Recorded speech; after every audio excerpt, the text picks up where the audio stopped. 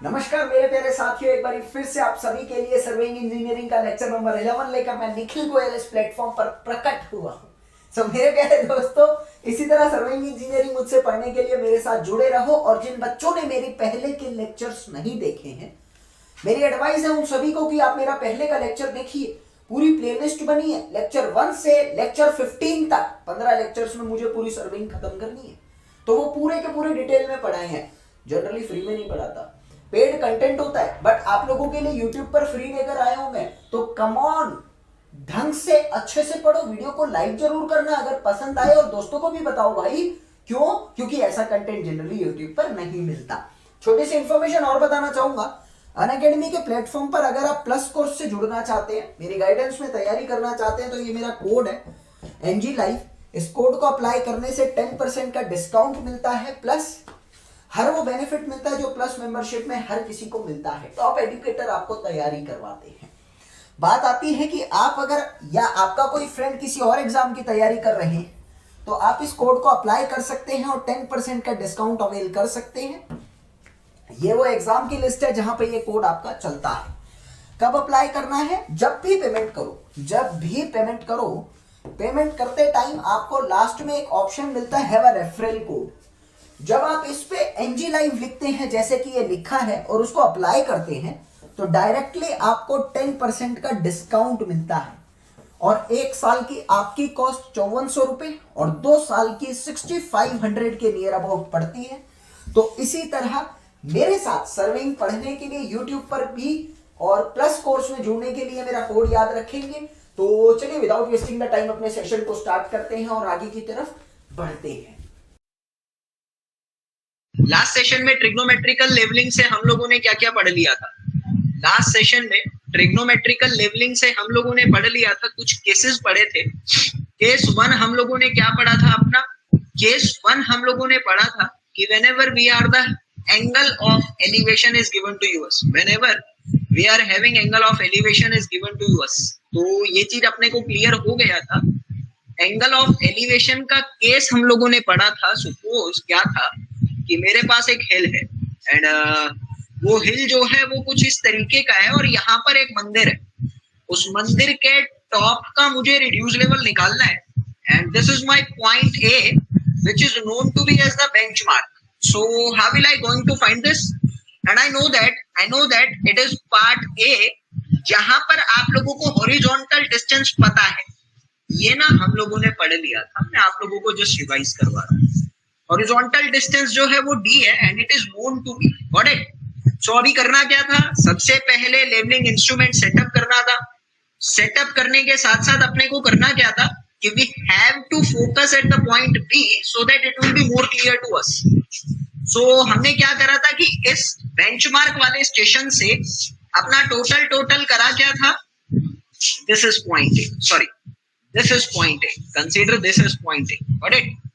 So this is point A। यहाँ पर मैंने एक स्टाफ रखा था और यहाँ से मैंने एक बैक साइड लिया था। ये डिस्टेंस मुझे पता है D है and this is known to be as theta. अभी मेरी बात आती है कि ये मेरा बैक साइड है, तो मैं यहाँ से निकालता था कि ये H जो है, एक एक चीज को समझिएगा, कुछ एक्स्ट्रा बताने वाला हूँ यहाँ पर। H को मैं लिखता क्या था? H is known to be as D tan theta, basic trigonometry we are using। तो मैंने यहाँ से लिखा रिड्यूस लेवल ऑफ बेंचमार्क, मेरे को यहाँ से निकालना था B का, that is equal to reduce level of benchmark plus back side plus में I can say that it is my H is known to be as D tan theta। वो निकाल चुके हैं हम लोग। तो उसके बाद ना होता क्या है, जब हमारे पास बहुत बड़ा डिस्टेंस होता है, एवरीबडी नोज दैट बहुत बड़े डिस्टेंस के केस में we need to apply the correction due to the curvature as well as refraction। तो कई बार क्या होता है कि एग्जाम में जब ऑप्शन आता है ना, तो लास्ट में ये कंबाइंड करेक्शन का भी ऑप्शन प्लस करके देता है। अब एक बात को समझकर चलिएगा, बहुत इंपॉर्टेंट बात बताना चाहता हूँ। ये चीज आप लोग पहले लिख लो कि CC क्या है। CC is known to be as the combined correction. CC क्या है? CC को बोला जाता है कंबाइंड करेक्शन, ठीक है? तो ये कंबाइंड करेक्शन आपको पता है, it can be positive as well as negative depending on the nature of the levelling. But generally I want ask one thing to you कि कॉम्बाइंड करेक्शन का साइन क्या होता था, पॉजिटिव होता था कि नेगेटिव होता था? प्लीज कमेंट हियर जल्दी से। कॉम्बाइंड करेक्शन का साइन क्या होता था, पॉजिटिव होता था या नेगेटिव होता था? Arfat Mali is saying negative, Saiful Alam is saying negative.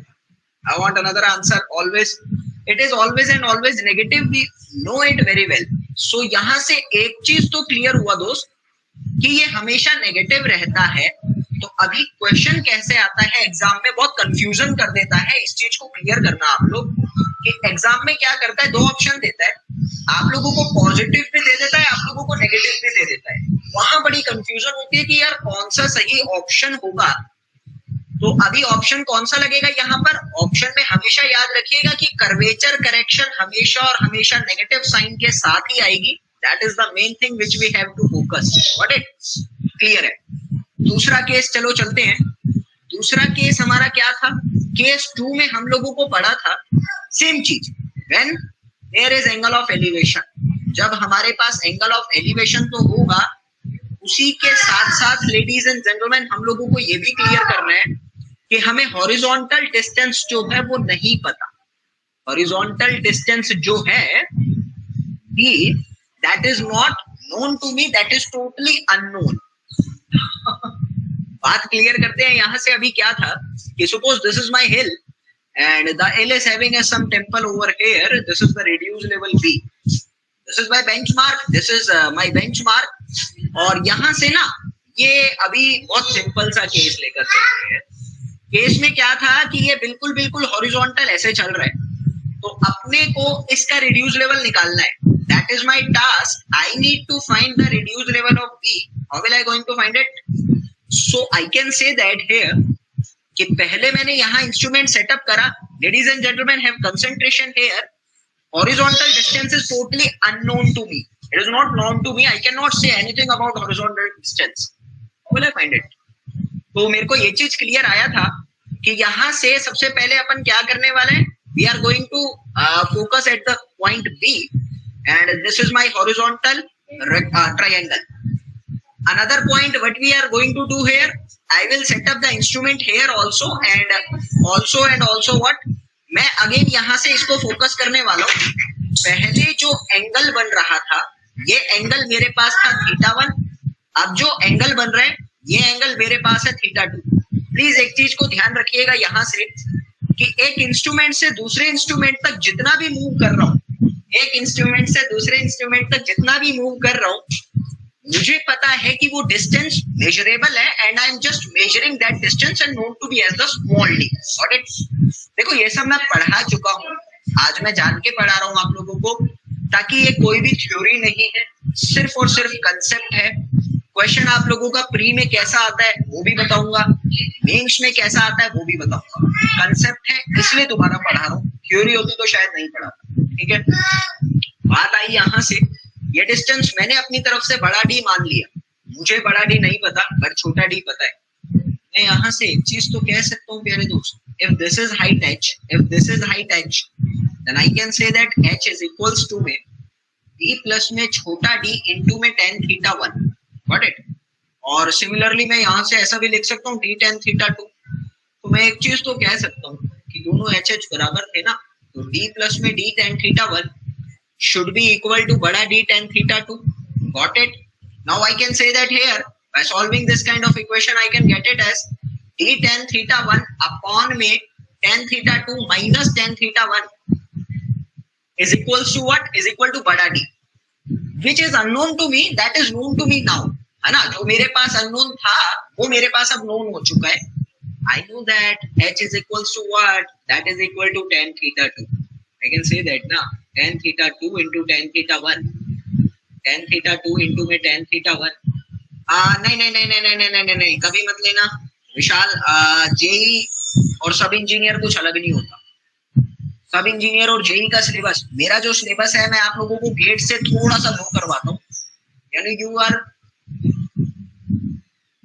you are going to cover all the syllabus of AE also। ठीक है, तो डोंट वरी अबाउट दैट, कोई अलग से लेने की जरूरत नहीं है, इसी में हो जाएगा। ठीक है, तो अभी बात आती है अपॉन में मैं लिख सकता हूँ tan थीटा 1 माइनस में tan theta tan theta 2 minus में tan थीटा 1। इस तरह से मैं अपनी हाइट निकाल सकता हूँ। और रिड्यूस लेवल ऑफ बी क्या था? रिड्यूस लेवल ऑफ बी मेरे पास आएगा यहाँ से, that is reduce level of benchmark plus में क्या आना था, बैक साइड प्लस में एच। I know that. तो ये चीज आप लोगों को क्लियर हो सकती है। अभी क्वेश्चन भी करेंगे। तीसरा केस हम लोग लेते हैं यहाँ से एंगल ऑफ डिप्रेशन। तीसरा केस हम लोग लेकर चलेंगे, ये शायद मैंने नहीं पढ़ाया था और अभी आप लोग इसको खुद समझने वाले हैं। एंगल ऑफ डिप्रेशन अभी तीसरे केस में मैं लेता हूँ, मेरे पास सिर्फ और सिर्फ एंगल ऑफ डिप्रेशन का केस आएगा। मैंने क्या करा कि अभी मेरे पास हिल नहीं है, अभी मेरे पास वैली है। वैली मतलब है कि दिस इज माय बेंचमार्क और मेरे को भैया इसका रिड्यूस लेवल निकालना है। क्वेश्चन वही है, we need to find the reduce level of B. आज थोड़ा जल्दी बोलूंगा क्योंकि मैं मोबाइल के नेटवर्क से क्लास ले रहा हूँ, पता भी नहीं लगेगा एक जीबी कब खत्म हो गया, इसलिए जल्दी जल्दी बोलूंगा and I hope you will going to cooperate with me. ठीक है, तो बात आती है यहाँ से कि आप लोगों का टोटल क्या हो रहा है। यहाँ पर मैंने बेंचमार्क पर स्टाफ रखा, यहाँ पर मेरा लेवलिंग इंस्ट्रूमेंट आया और यहाँ पर मैंने अपना फर्दर एक स्टाफ रख रखा है, या फिर मैंने कहा जो भी मैंने रखा हो कोई दिक्कत नहीं है। ये मेरा हॉरिजॉन्टल साइड है। Now I am going to observe the station B. Now I am going to observe the station B. This is my theta angle. I can say that if horizontal distance is clear to me, if horizontal distance is clear to me, I can say that this is total height h. This is total height h. This h is equal to what? This h is equal to d tan theta. Everybody knows that. So I can say that reduced level of b क्या होगा मेरा यहाँ से?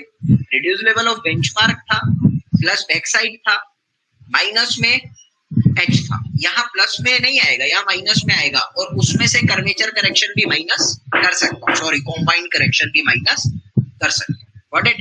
चलो अभी चौथा case एक और आता है। मैं 5 केस कराऊंगा टोटल, 2 तो मैंने पढ़ा दिए थे, जो बाकी के 3 है वो बहुत इजी है।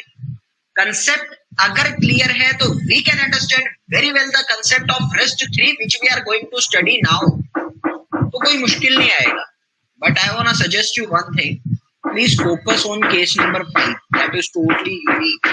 तो केस नंबर 4 क्या है? केस नंबर 4 की बात करूं मैं यहाँ से, तो अभी मैं कहता हूं कि एक मेरे पास एंगल ऑफ एलिवेशन भी है, एक मेरे पास एंगल ऑफ एलिवेशन भी है, एक मेरे पास एंगल ऑफ डिप्रेशन भी है। One is angle of elevation and the another one is the angle of depression. How will I going to solve it? देखते हैं। भाई मैंने यहाँ पर कहा कि आपके पास एक पॉइंट है, एक हिल है, और ये हिल जो है ये यहाँ से पूरा एकदम गड्ढा खड़ा हुआ है और सामने से एक बहुत बड़ी हिल खड़ी हो चुकी है ऐसे। नाउ लेडीज एंड जेंटलमैन, आप लोगों को बोला गया है कि this is your point B and this is your point A. आप लोगों को ए बी की हाइट निकालनी है। This is my benchmark. I can say that question is saying to me that this is point B and this is point A. Now the question is asking me that I need to find the height of AB. How will I going to find it? That is very conceptual and very easy concept. Please have concentration here. I am saying that suppose I am connecting it by the imaginary line and this is my telescope. Telescope कह लो या फिर मैं simple कहता हूँ levelling instrument, और यहाँ मैंने अपना स्टाफ रखा और यहाँ से अभी क्या कर रहे हैं अपन, ये बिल्कुल स्ट्रेट लाइन है या डंपी लेवल कह सकते हो, पढ़ाना भी था ना मुझे, लास्ट में पढ़ा। तो यहाँ से मैंने क्या करा, पहले बी को देखा और फिर मैंने अपने ए को देखा। I can say that this is angle theta 1 and this is angle theta 2। Everybody can say that. Suppose this is h1, this is h2। Now ladies and gentleman, have concentration here. What are you going to solve it? अभी मैं इसको लिख सकता हूं यहाँ से कि h1 जो है, suppose this distance is known to me. This distance is known to me at the distance b. Got it? आप a को कैसे देखेंगे सर? ऐसा मतलब आप लोग ये मत समझ के चलो कि ये a पॉइंट जो है ये पहाड़ के अंदर है, ऐसा कुछ नहीं है। वो मेरी ड्राइंग थोड़ी सी ऐसी बनी। Consider it in the 3D pattern. Got it? ए है, चारों तरफ पहाड़ जाता है।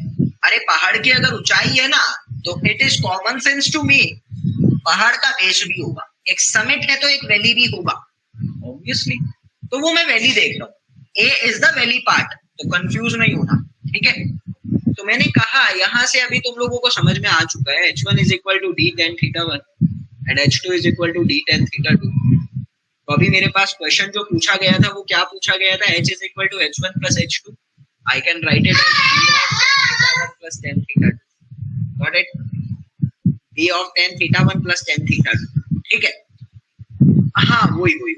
तो अभी मैं आपको बताना चाहूँ, this is SSC JE question और स्टेट पीएसयूज में सेम क्वेश्चन कई बार पूछा जा चुका है। तो अभी प्री में किस तरह के मैंने 4 केस बताए, ये चारों केस जेई के लिए हैं, जो फिर सर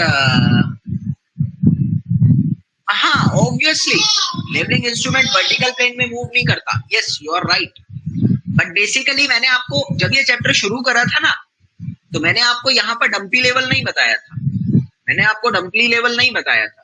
मैंने जब ये चैप्टर शुरू करा था तो मैंने आपको ये भी नहीं कहा था कि we are doing the directly levelling. मैंने आप लोगों को कहा था कि it is a kind of indirect levelling.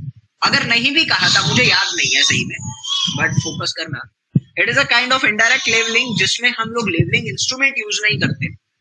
इसमें हम क्या करते हैं, इसमें हम लोग डंपी लेवल को यूज नहीं करते, इसमें बेसिकली थियोडोलाइट को यूज करते हैं। लेवलिंग इसलिए बोला जाता है क्योंकि वर्टिकल डिस्टेंस से डील कर रहे हो, वर्टिकल डिस्टेंस से डील कर रहे हो, आप लोग रिड्यूस लेवल निकाल रहे हो, इसलिए लेवलिंग बोला गया। बट एक्चुअली में we are using the theodolite. अभी थियोडोलाइट तो नहीं पढ़ा, टैक्योमेट्री के बाद स्टार्ट करते हैं थियोडोलाइट, ठीक है। तो समझ में आ चुका है कि थियोडोलाइट यूज करते हैं और थियोडोलाइट वर्टिकल प्लेन में मूव कर सकता है। अभी समझ आ गया कि नहीं आया नरपत, जल्दी बताएंगे।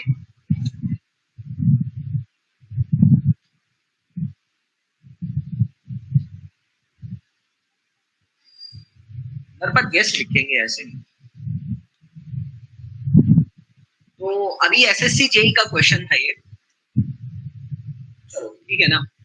अभी बात आती है यहाँ से कि भैया आप लोगों को जो मैंने केस 1 to 4 पढ़ाया ना, ये चीज आप लोग अपने जहन में साथ के साथ बिठा लो कि SSC JE point of view से केस 1 to 4 ही इंपॉर्टेंट है। अगर क्वेश्चन आएगा तो इसमें से आएगा।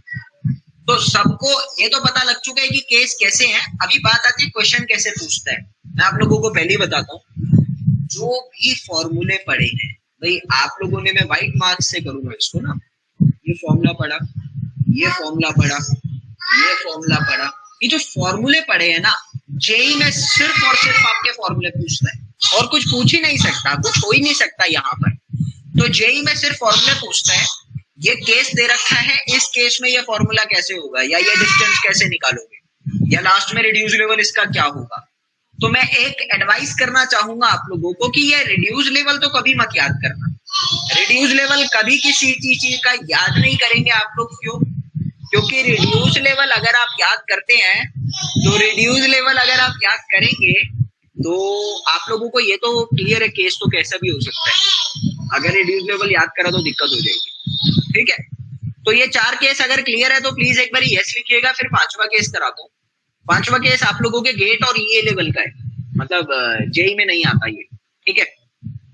अब मेरी बात आती है यहाँ से, जो आप लोगों का 5वां केस है वो कैसे होगा क्लियर करना। केस नंबर 5 कहता है, अभी तक आप लोगों ने लेडीज एंड जेंटलमैन जो भी केस पढ़ा, वो सभी के सभी जो इंस्ट्रूमेंटल सेटअप है आप लोगों के, वो एक ही प्लेन में है। मेरा कहने का मतलब है कि अगर आपकी हिल है तो इससे पहले जो आगे इंस्ट्रूमेंट सेटअप करा है ना आप लोगों ने, मेरी कंसेप्ट तो समझना, ये एक ही प्लेन में लाई कर रहा है। एक ही प्लेन का मतलब है ये इसी की लाइन में लाई कर रहा है। ऐसा नहीं है एक पॉइंट अगर ऐसे है तो दूसरा ठीक इसके सामने है, that is known to be as एक ही प्लेन। एक अगर ये है तो दूसरा ठीक इसके सामने है, एक प्लेन उसको बोला जाता है। Suppose I am saying that कि अभी मैं आपको कहता हूं कि जब आप लोगों का केस तो एंगल ऑफ एलिवेशन का है, 5वें केस में मैं आपको कह रहा हूं only and only angle of elevation is consider, only and only the angle of elevation is consider, but instrument station are not lie in the same plane. इस चीज को समझना, instrument stations are not lie in the same plane. Instrument station same plane में lie नहीं कर रहा। अब ये कैसे समझ के चल रहे हैं, देखो suppose this is your instrument A and this is your instrument B. I am saying that अभी जो है ना ये सेम लाइन में लाई कर रहा है, अभी जो है सेम लाइन में लाई कर रहा है। अब समझना, मैंने कहा this is instrument A and this is instrument B and this is your staff. अगर यहाँ पर ये स्टाफ है तो ये तीनों सेम लाइन में आ रहे हैं। यहाँ पर मैंने कहा this is my staff, this is my staff, instrument a ऐसा जा रहा है। भाई साहब एक चीज क्लियर करके चलना, बेहतरीन कंसेप्ट दे रहा हूँ, मजा आ जाएगा, समझोगे तो कुछ दिमाग खुलेगा आप लोगों का। इंस्ट्रूमेंट बी से ए को कंपेयर करा तो ए की लाइन में स्टाफ आ रहा है, लेकिन बी से जब स्टाफ को देखा तो कुछ ऐसा जा रहा है। और ए और बी को अगर मैं ज्वाइन कर रहा हूं ना यहाँ से, तो ये आप देख सकते हैं कि अभी एक प्लेन में लाई नहीं कर रहा, B is somewhat side of A. ये चीज क्लियर है तो प्लीज यस लिखना, फिर हम आगे चलने वाले हैं। कंसेप्ट बहुत प्यारा है, ठीक है। तो अभी एक और चीज आती है यहाँ से कि भैया करना क्या था। आप लोगों ने अलग अलग रीडिंग ली और कुछ नहीं करा। मैंने कहा कि ए पर आपने इंस्ट्रूमेंट सेटअप करा, ए पर इंस्ट्रूमेंट सेटअप करके आप लोगों ने रीडिंग लिया कुछ ऐसा, ये रीडिंग आया और ये रीडिंग आया, late it be the reading H2, late it be the reading H2। आप लोगों ने यहाँ पर इंस्ट्रूमेंट सेटअप करा और यहाँ से जो रीडिंग लिया है ना, वो रीडिंग आप लोगों का आ रहा है टोटल जो भी रीडिंग आ रहा है उस चीज को क्लियर करना। आप लोगों का जो यहाँ से रीडिंग आ रहा है, देखना तो आपको इसी पॉइंट को है, देखना तो बी को ही है। यहाँ से आपने बी को देखा और इसका जो हॉरिजॉन्टल प्लेन लाई कर रहा है वो ये है, इसका जो हॉरिजॉन्टल प्लेन लाई कर रहा है वो ये है। यहाँ से मैंने कहा this is θ1 angle and this is θ2 angle. अब एक और चीज सर, जो इसकी हाइट है ना वो हाइट अलग होगी। यहाँ पर मैंने कहा एक है हाइट H2 और एक है हाइट H1। मैं इसको जूम करके दिखाता हूँ, ज्यादा क्लियर रहेंगी चीजें।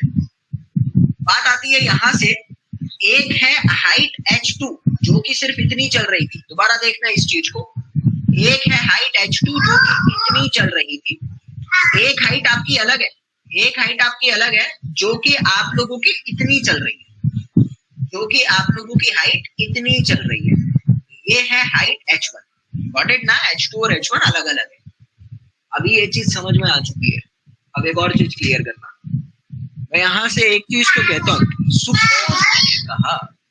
सपोज मैंने कहा कि इनके बीच का हॉरिजॉन्टल डिस्टेंस पता ही नहीं है, how will I going to find the horizontal distance between them? Very easy concept. तो बात आई है यहाँ से कि सपोज मैंने कहा इसके बीच का हॉरिजॉन्टल डिस्टेंस है, let it be the D1, और इसके बीच का हॉरिजॉन्टल डिस्टेंस है, let it be the D2। एक एक चीज को क्लियर करना, जो भी समझ नहीं आया प्लीज साथ के साथ लिखना, बाद में कंफ्यूजन हो जाएगी। और मैं अगर एक स्टेशन से दूसरे स्टेशन को मूव करा रहा हूँ, उसके बीच का horizontal distance it is measurable to me, I can measure it and denote it as छोटा d। इतना समझ आया? आज समझ नहीं आया अंगिरा, दोबारा सुनेंगे। देखो कंडीशन क्या थी, this is plane A, this is station B and this is my एक हिल है और ये टॉप पॉइंट मुझे मेजर करना है, ठीक है। मैंने अपने ए पर इंस्ट्रूमेंट सेटअप करा और ए से मैंने क्या करा है, अभी ए से मैंने अपने बी को देखा, ए से बी को देखा, सिंपल प्रोसीजर है, कुछ भी अलग नहीं कर रहा अभी। तो ये मैंने देखा and I M denoting this height bye H1, got it. Suppose I M setting up the instrument at point B and this point is not lying in the plane of the A। अगर यहाँ setup करता ना मैं इसका और इसका, ये horizontal line of site जो है वो बिल्कुल सेम है, तो मैं उसको क्या कहता हूँ कि ये एक ही प्लेन में लाई कर रहे हैं। बट अभी यहाँ सेटअप कर रहा हूँ तो अलग प्लेन आ गया ना। अब आप क्या कर रहे हैं, अब आप यहाँ से अपने बी को देख रहे हैं और इसका हॉरिजॉन्टल प्लेन जो है सपोज यहाँ लाई कर रहे हैं, इसका हॉरिजॉन्टल प्लेन अलग जाएगा, उसका अलग जा रहा था। तो मैंने कहा ये हाइट आई मेरे पास H2। अंगिरा ये समझ आया? इतना क्लियर है अंगिरा? चलो बस इतना ही समझाया था मैंने अभी तक। तो बात आती है, मैंने कहा कि इनके बीच का हॉरिजॉन्टल डिस्टेंस जो है अपने को नहीं पता, इनके बीच का हॉरिजॉन्टल डिस्टेंस जो है अपने को नहीं पता। मैंने कहा late it be the D2 and let it be the D1 distance, कोई डाउट तो नहीं है। But this d is known to me. एक इंस्ट्रूमेंट से दूसरे इंस्ट्रूमेंट का सेटिंग का डिस्टेंस जो है वो निकाल सकते हैं अपन। मैंने कहा this is known to me, this is the d। अभी बात आती है ये एंगल, मैंने कहा लेट इट बी द θ2, और मैं यहाँ से लिख सकता हूँ कि h1 is equal to d1 tan θ1, h2 is equal to d2 tan θ2। नहीं आ रहा, अब एक और चीज क्लियर करेंगे यहाँ से, ये d1 tan θ1 और d2 tan θ2 जो है, यहाँ से मेरी बात आई आप लोगों का टोटल भाई सर d2 होगा h1 में, एक ही बात है यार, वो सब तो कोई दिक्कत नहीं, कंसेप्ट क्लियर है ना, ये सब कोई प्रॉब्लम नहीं है, ये सब तो बेसिक चीजें आती है। अब तुम लोगों को एक चीज तो पता है कि भैया किस तरह से तुम लोग अपने बी का रिड्यूस लेवल निकाल सकते हो, थोड़ा सा दिमाग लगाओ। और एक चीज मुझे बताना, सपोज मैंने कहा ये प्लेन ही एक ही नहीं है, मेरे को पता है ये प्लेन मेरा एक नहीं है, मुझे एक चीज तो पता है प्यारे दोस्तों यहाँ पर कि आप लोगों का अगर ये एंगल जो है ये α1 है और ये एंगल अगर α2 है, तो भैया ये कहीं ना कहीं आपको पता है एक ट्रायंगल बना रहा है जाकर। ऑब्वियसली जैसा कि मैंने पीछे दिखाया था, ये फिगर में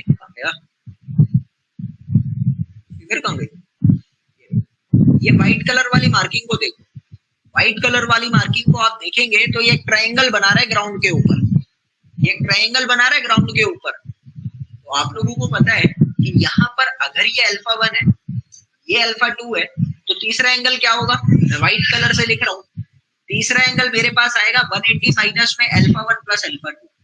इतना समझ में आ चुका है भाई, ये कंसेप्ट बहुत जरूरी है and this is actually called the real engineering. बाकी के कंसेप्ट तो बच्चे वाले थे, 10वीं 9वीं क्लास के थे अपने, but this is the real engineering, तो थोड़ा समझ कर चलिएगा और अच्छा कंसेप्ट है।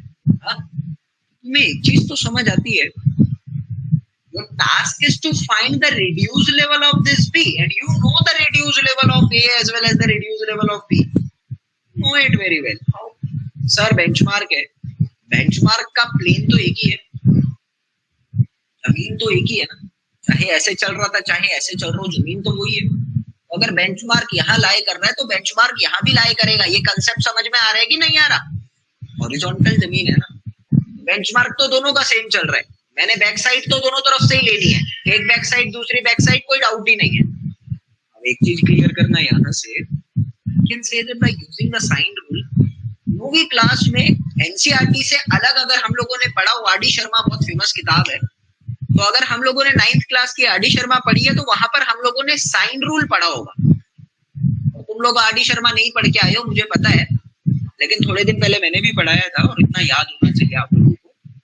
तो मेरे को एक चीज तो पता है, मैं यहाँ से लिख सकता हूँ ladies and gentleman, d2 upon में sine α1 is equals to d1 upon में साइन α2 इज इक्वल्स टू में छोटा d अपॉन में साइन 180 माइनस में α1 माइनस α2। ये किसको समझ नहीं आया मेरे को जल्दी बताइएगा। ये चीज क्लियर है आप लोगों को?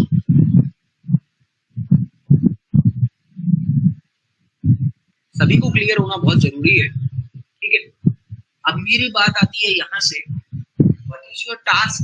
एक्चुअली में ना आप लोगों को H1 और H2 अगर पता लग गया तो B का रिड्यूस लेवल आ सकता है, और H1 और H2 को निकालने के लिए I need to find the value of D1 एंड so I can say that from here कि D2 अपॉन में साइन α1 तो मेजरेबल है, तो मैंने कहा D2 अपॉन में साइन α1 is equals to छोटा d अपॉन में sine of 180 minus α1 minus α2.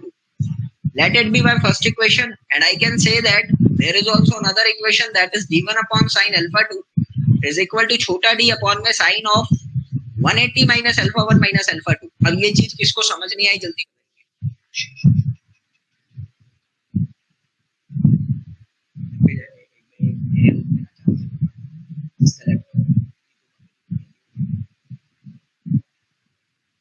Clear है? अभी एक और चीज तुम लोग को मैं ये इक्वेशन ना मॉडिफाई करके लिख के दे रहा हूँ।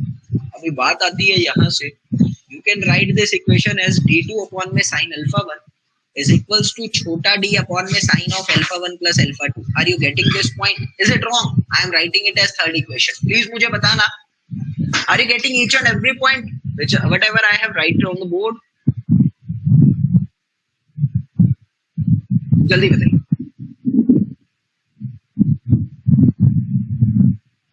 भाई लिखो, क्योंकि बिना लिखे तो मुझे भी समझ नहीं आएगा ना.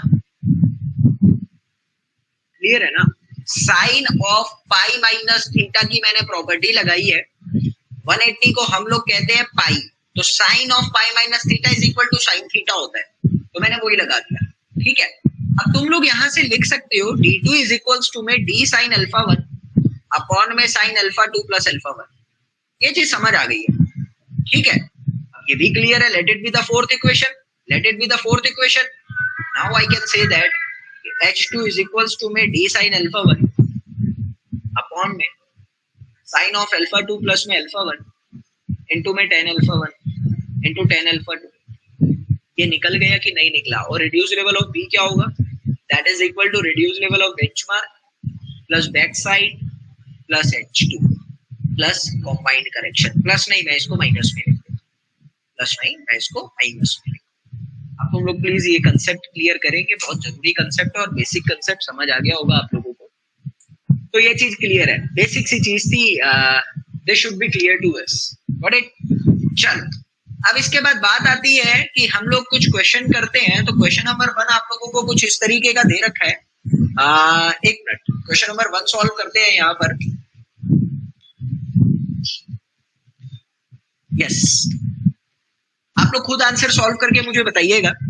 अ theodolite was set up at a station B. Theodolite is station B. Theodolite जो है वो स्टेशन ए पर है और स्टाफ जो है वो आप लोगों का स्टेशन बी पर है. Distance between A and B is given to you as 2.8 kilometre. Distance between A and B is given to you as 8 kilometre, 2.8 kilometre.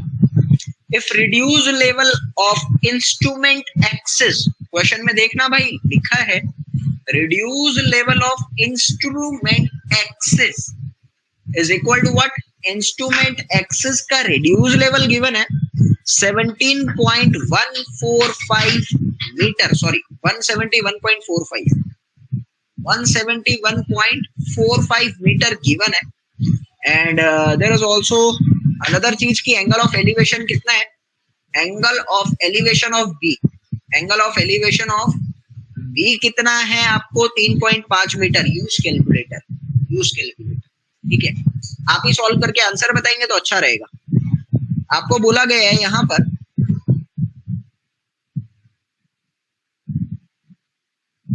Angle of elevation of the B. आगे एक sentence सुनेंगे. At point 3.5 metre above the ground. 3.5 metre above the foot of the staff. The foot of staff वो कितना है आपका? 10 degree 45 minute. ये given है. आगे आपको बोला गया है यहाँ पर you need to find reduce level of B. Need to find reduce level of B. How will you going to find it? ये कहाँ लगाऊं? लगाऊं कहाँ? लगा दे. आपको रिड्यूस लेवल ऑफ बी निकालना है. मैं ऑप्शन देता हूं आपको. लटका दे. आपको ऑप्शन देते हैं. ऑप्शन नंबर ए आपको गिवन है 699.55. ऑप्शन बी आपको गिवन है 700.5. ऑप्शन सी गिवन है 695.5. ऑप्शन डी आपको गिवन है 702. इनमें से कौन सा सही है? I am giving you sufficient time, please solve it.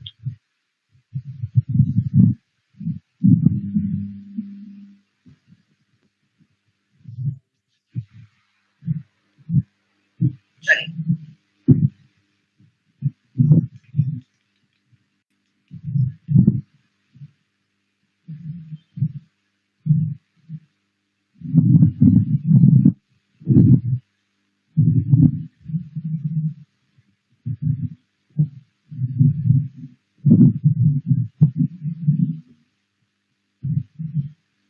question is saying to you that theodolite is at A and the staff is at B. The distance between AB is 2.8. Reduced level of the instrument axis is 171.45. Got it? आपको बोला गया है angle of elevation of sorry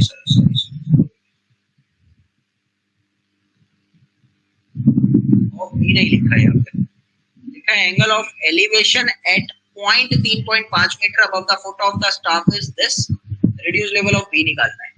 ठीक है, तो मैं solve करा देता हूँ आप लोगों को ये क्वेश्चन। आपको बोला गया है कि this is your ground, this is point A, this is point B. So B पर आप लोगों ने एक स्टाफ खड़ा करा ऐसे, बी पर आप लोगों का स्टाफ आया, यहाँ पर आप लोगों ने अपना इंस्ट्रूमेंट सेटअप करा है और आपको कह रहा है कि आप लोगों ने हॉरिजॉन्टल लाइन ऑफ साइट ऐसे करा और यहाँ से इस पॉइंट को देखा। तो टोटल आपका एंगल कितना आ रहा है, 10 डिग्री 45 मिनट का। और आपको क्वेश्चन में बोला गया है कि ये जो पॉइंट है, this point is at 3.5 metre above the foot of the staff which is at point B, which is at point B and this point is 3.5 meter above the foot of the staff. This is the question given to you as. Got it? So अभी अपन को करना क्या है, अपने को ये वाला reduce level निकालना है, रिड्यूस लेवल ऑफ बी अपने को निकाल कर रखना है। How will I going to find it? देखते हैं। अभी तो आप लोगों को पता है कि इसके बीच का डिस्टेंस मेरे को गिवन है कितना, इसके बीच का डिस्टेंस है 2.8 किलोमीटर।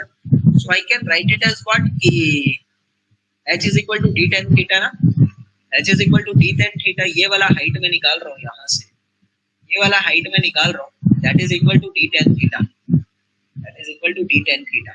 So मैंने क्या करा, यहाँ से ये वाला हाइट में निकाल रहा हूँ, h is equal to 2800 metre into में 10 of 10 degree 45 minute, 10 degree 45 minute use करा तो सॉल्व करने के बाद आया 531.6 मीटर। कोई डाउट तो नहीं है? अभी तुम एक चीज तो जानते हो यार, यहाँ तक का रिड्यूस लेवल पता है, लाइन ऑफ साइट का रिड्यूस लेवल पता है। ये रिड्यूस लेवल आपको कितना गिवन है, ये रिड्यूस लेवल आपको गिवन है टोटल 171.45। इसमें अगर मैं ये h प्लस कर देता हूँ, इसमें 171.45 प्लस कर देता हूँ तो ऊपर तक पहुंच गया, तो ऊपर से 3.5 माइनस कर देता हूँ, that is the be reduce level and I will be going to find it, I will get it as 699.55 metre. Please yes या नो लिखेंगे, मुझे समझ आया कि नहीं आया, ताकि हम अगले की तरफ, अगला क्या टैक्योमीटर स्टार्ट कराऊंगा।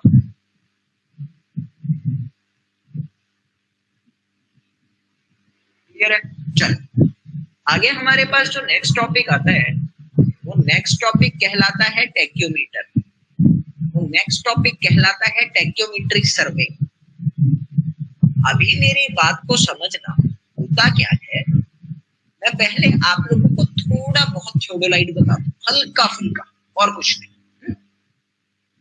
थियोडोलाइट क्या होता है ये तुम लोगों को समझ आ चुका है। थियोडोलाइट जनरली आप लोगों का एंगल मेजर करने के काम, vertical angle, horizontal angle. Theodolite की अगर मैं बात करना चाहूँ, वैसे तो मैं आपको ये बाद में पढ़ाऊंगा, लेकिन हल्की फुल्की चीज, थियोडोलाइट क्या है, instrument used to measure vertical and horizontal angle, vertical and horizontal angle को मेजर करने के काम आता है। Got it? दूसरी चीज, जो थियोडोलाइट में टेलीस्कोप होता है, जिसकी मदद से आप देखते हो, उस टेलीस्कोप में क्या होता है, लेंस होता है, और वो लेंस जब आप देखते हो ना लेडीज एंड जेंटलमैन, तो that lens is fitting with this kind of hairs. तो जो आपकी लाइन ऑफ साइट होती है, मतलब आपके लास्ट क्वेश्चन में कंबाइंड एरर माइनस नहीं करेंगे, क्वेश्चन में गिवन ही नहीं है, क्वेश्चन में गिवन ही नहीं है ना, लेने की जरूरत नहीं है। अगर क्वेश्चन में गिवन होगा तो ही लेंगे, अगर क्वेश्चन में गिवन होगा तो ही लोगे। और ये 3-3 किलोमीटर के लिए कंबाइंड करेक्शन कभी नहीं लगाई जाती, मैंने पढ़ाते हुए बताया था। ठीक है मंगला साहब? तो मेरी बात आती है यहाँ से कि आप लोगों को जो देखना होता है ना, जो आप स्टाफ इंटरसेक्ट करते हो, एक्चुअली में इस हॉरिजॉन्टल लाइन ऑफ साइट के साथ अपने स्टाफ की उस रीडिंग को इंटरसेक्ट करते हो, और आप देखते किस पॉइंट से हो, ये जो सेंटर पॉइंट है, ये जो आप लोगों का सेंट्रल पॉइंट है ना, इस पॉइंट से आप देखते हो। यानी मैं कह सकता हूं कि line of site goes from this point, बस इतना, गोज फ्रॉम दिस पॉइंट। अब तुम लोगों को हल्का फुल्का फेमिलियरशिप यहां से नजर में आ रहा है। ठीक है, एक छोटा सा नोट करके लिखना काम की बात। कि theodolite is generally used for the measurement of small distances. It is used for very small distances. मतलब हम बहुत लंबे लंबे डिस्टेंस के लिए यूज नहीं करते. जैसे मैंने कहा 100 किलोमीटर से कम डिस्टेंस के लिए हम थियोडोलाइट लगाते हैं. 100 किलोमीटर से ज्यादा डिस्टेंस के लिए हम क्या करते हैं, टेक्योमीटर का यूज करते हैं. अब मेरी बात को और क्लियर करना यहां से आप it is use for the small distances. And एक छोटा सा पॉइंट और लिख लो साथ ही साथ, तुम्हें एक और काम आएगा कि staff is used in this. Staff is used in this kind of measurement. इस मेजरमेंट के लिए हम लोग स्टाफ का यूज करते हैं. अच्छा, जल्दी से मेरा क्वेश्चन आप लोगों को ये आ रहा है कि लीस्ट काउंट ऑफ स्टाफ कितना लिखवाया था मैंने. अगर आप लोगों को याद हो, अगर का तो कोई सीन ही नहीं बनता, याद होना ही चाहिए. लीस्ट काउंट ऑफ स्टाफ कितना आ रहा था सर? 5 mm. बहुत बढ़िया, परफॉर्मेंस बेहतरीन, क्लियर है. अब बात आती है सर, यू नो दैट कि whenever you are dealing with survey, you are a civil engineering, बचपन से छोटे काम करने की आदत नहीं होती, बड़ी सर्वे करनी पड़ती है.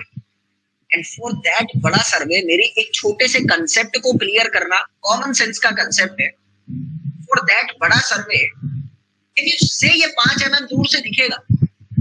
5 mm दिखेगा क्या दूर से?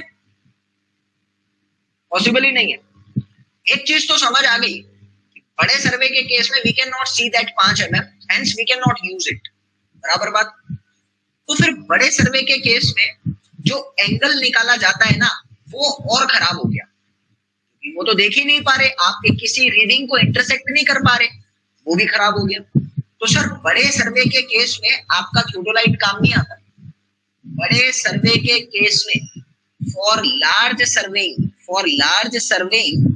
हम लोग क्या यूज करते हैं? हम लोग अपने थियोडोलाइट की जगह अपने टेक्योमीटर को यूज करते हैं. अब तुम लोग मेरे को बोलने वाले हो सर मैंने तो बचपन में टेक्योमीटर की कुछ और डेफिनेशन सुनी थी, आपने तो कुछ और बता दिया. आपने तो सुना था कि tacheometer is used to find horizontal distance, whereas theodolite is used to find the horizontal angle. बराबर बात बोल रहा हूं. तो मैं क्या सुना रहा हूं, समझने का प्रयास करिएगा. मैं प्रैक्टिकल एप्लीकेशन बताने की कोशिश कर रहा हूं. लार्ज सर्वेइंग के केस में टेक्योमीटर इज यूज्ड. बराबर बात बोल रहा ना. अभी बात आती है, एक छोटा सा पॉइंट लिख लो. It is an instrument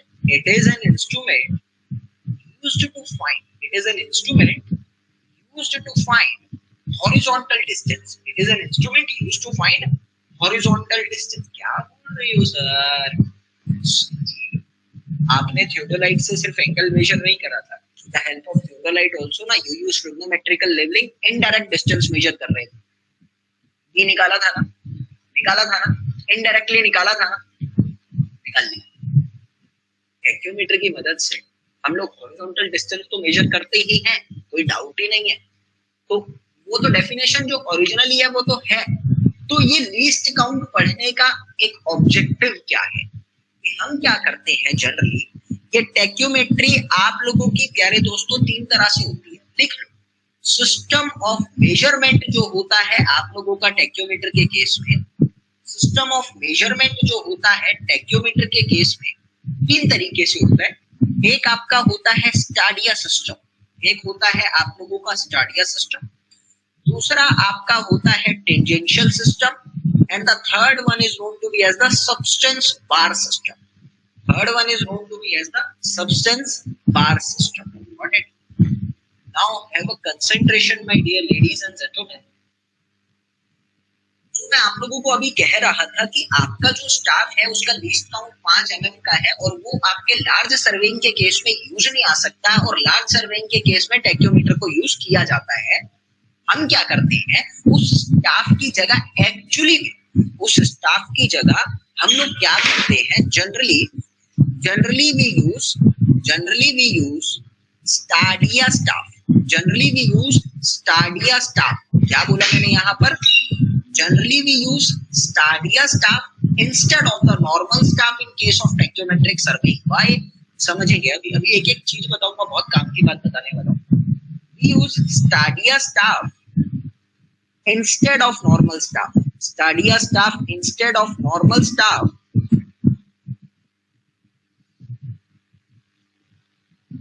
in tachyometric survey. What is the Stadia staff? It is similar to that of the normal staff. अब एक बात तो आपको समझ में आती है कि सर कुछ भी नया नाम आता है ना, तो वो नया नाम पुराने वाले से मिलता जुलता तो होता है, उसकी प्रॉपर्टीज को भी अपने अंदर रखता है, लेकिन थोड़ा सा मॉडिफाइड होता है, कहीं ना कहीं अपडेटेड वर्जन है और कुछ नहीं है। अब मोबाइल का अपडेटेड वर्जन आता है तो मोबाइल की शेप थोड़ी चेंज कर रहे हैं, मोबाइल तो मोबाइल है ना, अपडेटेड वर्जन चल रहा है, अंदर की कुछ प्रॉपर्टीज चेंज है, बराबर बात बोल रहे हैं। तो हमने कहा यहाँ पर ये जो स्टाडिया स्टाफ है, ये स्टाडिया स्टाफ कहाँ यूज कर रहा हूँ? टैक्योमेट्री में। टैक्योमेट्री लार्ज डिस्टेंस के लिए यूज हो रही है। ये क्या है? सीईटी क्या होता है? सीईटी क्या होता है? अच्छा, कॉमन एंट्रेंस टेस्ट की बात कर रहे हो, एनआरए जो बना रहे हैं, थोड़ी मतलब क्वेश्चन का लेवल चेंज है। कोई बात आती है, एक छोटा सा पॉइंट इंपॉर्टेंट आपके एग्जाम पॉइंट ऑफ व्यू से टीसीएस पैटर्न मद्देनजर रखते हुए, least count of stadia staff. अब मैं एक बात बताना चाहता हूँ आप लोगों को, आज से पहले मैंने भी सर्वे पढ़ाई है, वाईफाई स्टडी पे फ्री में पढ़ा के आया, सर्चो ऑनलाइन पे भी पढ़ाया था, अड्डा में भी पढ़ाया पेड बैच में, सर ऐसा सर्वे नहीं पढ़ाया था, ठीक है। मैं एक बात बताना चाहता हूँ कि जो भी आप लोगों के फ्रेंड है, एटलीस्ट उन्हें ये बता दीजिएगा कि ये survey somewhat different from the previous survey. तो अगर वो इस भ्रम में बैठे हैं कि हमने वाईफाई स्टडी से पढ़ लिया था, तो बहुत चीजें हो सकती है, आप लोग प्लीज उनको बता दीजिएगा, क्योंकि मैं नहीं चाहता कि पेड में आने के बाद कोई भ्रम में रहे। फैक्ट है, बहुत बच्चे भ्रम में रह जाते हैं, हर लेक्चर में कुछ ना कुछ नया जानने को मिलता है, थ्योरेटिकल हो गया या कुछ भी हो गया। So I request and I advise everybody to go through every lecture of survey so that you can get the new system in the sense new content. That is very important for your exam. Okay. तो least count of stadia staff कितना रखते हैं हम लोग? That is very important. Least count of stadia staff हम लोग रखते हैं प्यारे दोस्तों 150 mm तक, 50 mm से 150 mm तक का रखते हैं। इस चीज को क्लियर करना, वाइड ऐसा क्या, 50 mm से 150 mm तक का लीस्ट काउंट हम लोग रखते हैं। तो हम कह रहे हैं कि बड़ा है ना, तो बड़ा मेजर कर सकता है, कोई प्रॉब्लम नहीं है, ठीक है। अब आगे की मेरी बात आती है कि हम जो टैक्योमेट्री यूज कर रहे हैं, उसमें भी टेलीस्कोप होता है, टेलीस्कोप में एक लेंस भी होता है। अब इसमें जो लेंस होता है ना, एक्चुअली में उस लेंस के अंदर क्रॉस हेयर्स नहीं होते। उस लेंस में क्या होता है? उस लेंस में आप लोगों के इस तरह के 3 हेयर होते हैं। That is known to be as the top hair, that is known to be as the bottom hair and that is known to be as the central hair. Got it? और इसको हम लोग प्यारे दोस्तों पूरे का पूरा नाम जो देते हैं ना, ये सबको पता है, that is known to be as the stadia hairs. Why it is called the stadia hairs? Why it is called the stadia hair? Because we focus the stadia intercept. We focus the stadia staff with the help of these hairs. That's why it is called the stadia hair. तो मैं क्या कह रहा हूँ, नाम से ही समझना, process समझ में आ चुका है। We focus the stadia staff. हम लोग क्या कर रहे हैं? हम लोग स्टाडिया स्टाफ को फोकस कर रहे हैं with the help of these hairs, which is known to be as the stadia hair. ठीक ना? अब कैसे करते हैं जरा देखते हैं। सपोज मैंने कहा कि ये आप लोगों का टोटल क्या है, ये आप लोगों का एक टेलीस्कोप है, यहाँ पर आप लोगों ने अपना स्टाफ रखा, ये स्टाफ में ये आपके हेयर्स हैं, तो होता क्या है, यहाँ से इस हेयर से आप लोग ये करते हैं, इस हेयर से आप लोग ये करते हैं, ये आपका आता है टॉप हेयर, ये आपका आता है बॉटम हेयर। इनके बीच का जो गैप होता है ना, इसको मैं कहता हूँ एस, और इसको मैं कहता हूँ स्टाडिया इंटरसेप्ट, इसको मैं कहता हूँ स्टाडिया इंटरसेप्ट, ठीक है। As I have told you my dear friends कि this instrument is used to find the horizontal distance from one point to another point, or from the center of the tachyometer to the staff. Horizontal distance निकालने के काम में आता है। So what is the formula which is used to find the horizontal distance? Suppose I am saying that I am giving you one example, nothing else. Theory तो अभी पढ़ेंगे। मैंने कहा इसके सेंटर से इसका ये टोटल डिस्टेंस जो आ रहा है, let it be the D. So this is the company fitted formula. इसमें मैं कुछ नहीं कर सकता, this is company fitted formula. यही फॉर्मूला हम साइट पे भी पूरे का पूरा यूज कर रहे हैं कि D is equals to KS plus C. Everybody knows what is D. Everybody knows what is S. I have already told it to you. Now what is K and C? K is known to be as the multiplying constant. K क्या होता है? K होता है multiplying constant. अब तुम लोगों में से कोई ना कोई तो निकल कर आएगा जो इसकी वैल्यू बताने वाला है। C is known to be as the additive constant. ये देखिए, तो अभी मैं इसकी वैल्यू की बात ही नहीं कर रहा हूँ, तो मैं पढ़ाऊंगा ना फिर बता दूंगा। देवानंद कह रहे हैं तुमने 100 बताई, लो मैं अगले की वैल्यू बता देता हूँ। नहीं बढ़िया है, अच्छी नॉलेज है आप लोगों को, ये तो बेसिक चीज थी। अच्छा तुम लोगों से एक छोटा सा क्वेश्चन, मेरे पढ़ाने से पहले गूगल भी करना चाहो तो कर सकते हो। 2 तरह के टेलीस्कोप होते हैं, एक होता है एक्सटर्नल फोकसिंग टाइप, एक होता है इंटरनल फोकसिंग टाइप। एक होता है एक्सटर्नल, एक होता है इंटरनल। ये C की वैल्यू एक्सटर्नल के लिए कितनी रखी जाती है और इंटरनल के लिए कितनी रखी जाती है वो पता है आपको? मैंने पढ़ाई हुई है, जिन बच्चों ने मेरा पुराना कोर्स ले रखा था उसमें पढ़ाई थी मैंने।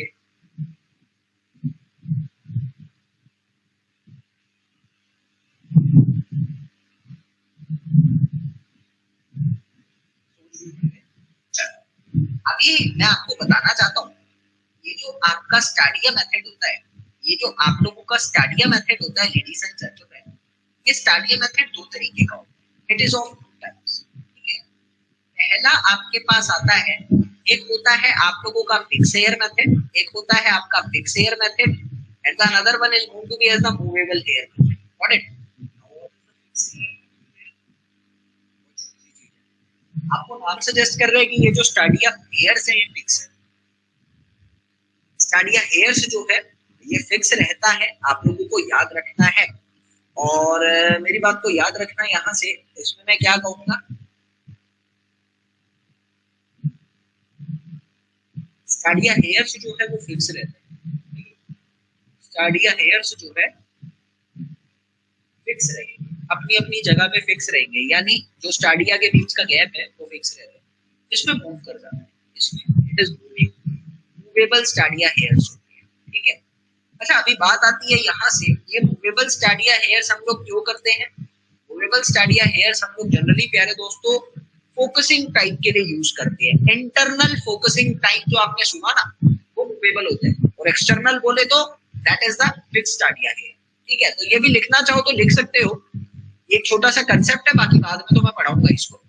इंटरनल फोकसिंग टाइप जो होता है वो आप लोगों का होता है मूवेबल, और एक्सटर्नल जो होता है वो आप लोगों का क्या होता है?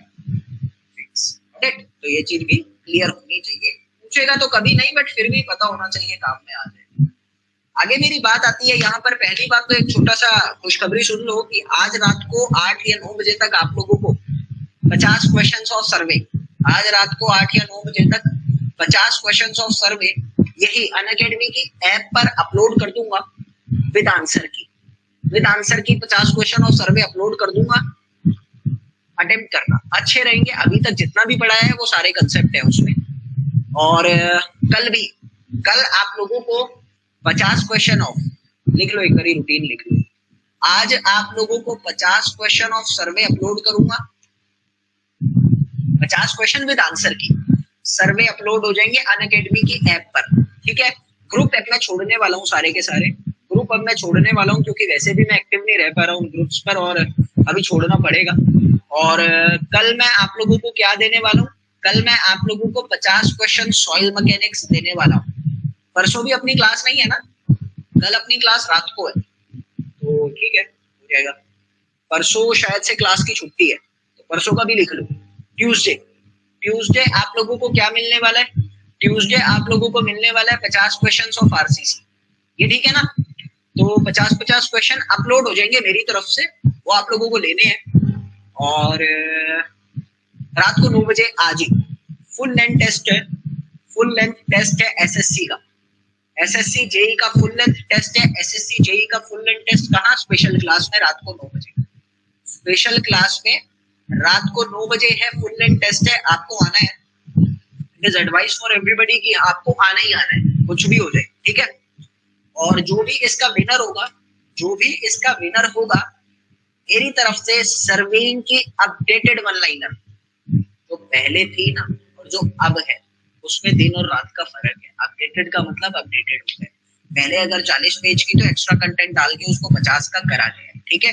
तो अपडेटेड वन लाइनर विनर को मेरी तरफ से मिलेगी, तो आपको पहले ही क्वेश्चन से बनना है। अपडेटेड वन लाइनर ऑफ सर्वे मेरी तरफ से विनर को दी जाएगी, ठीक है। That is totally free of cost. तो ये आज का रूटीन है, आप लोगों को आना है, चलो अभी अभी मेरी बात आती है यहाँ से, ये चीज क्लियर है?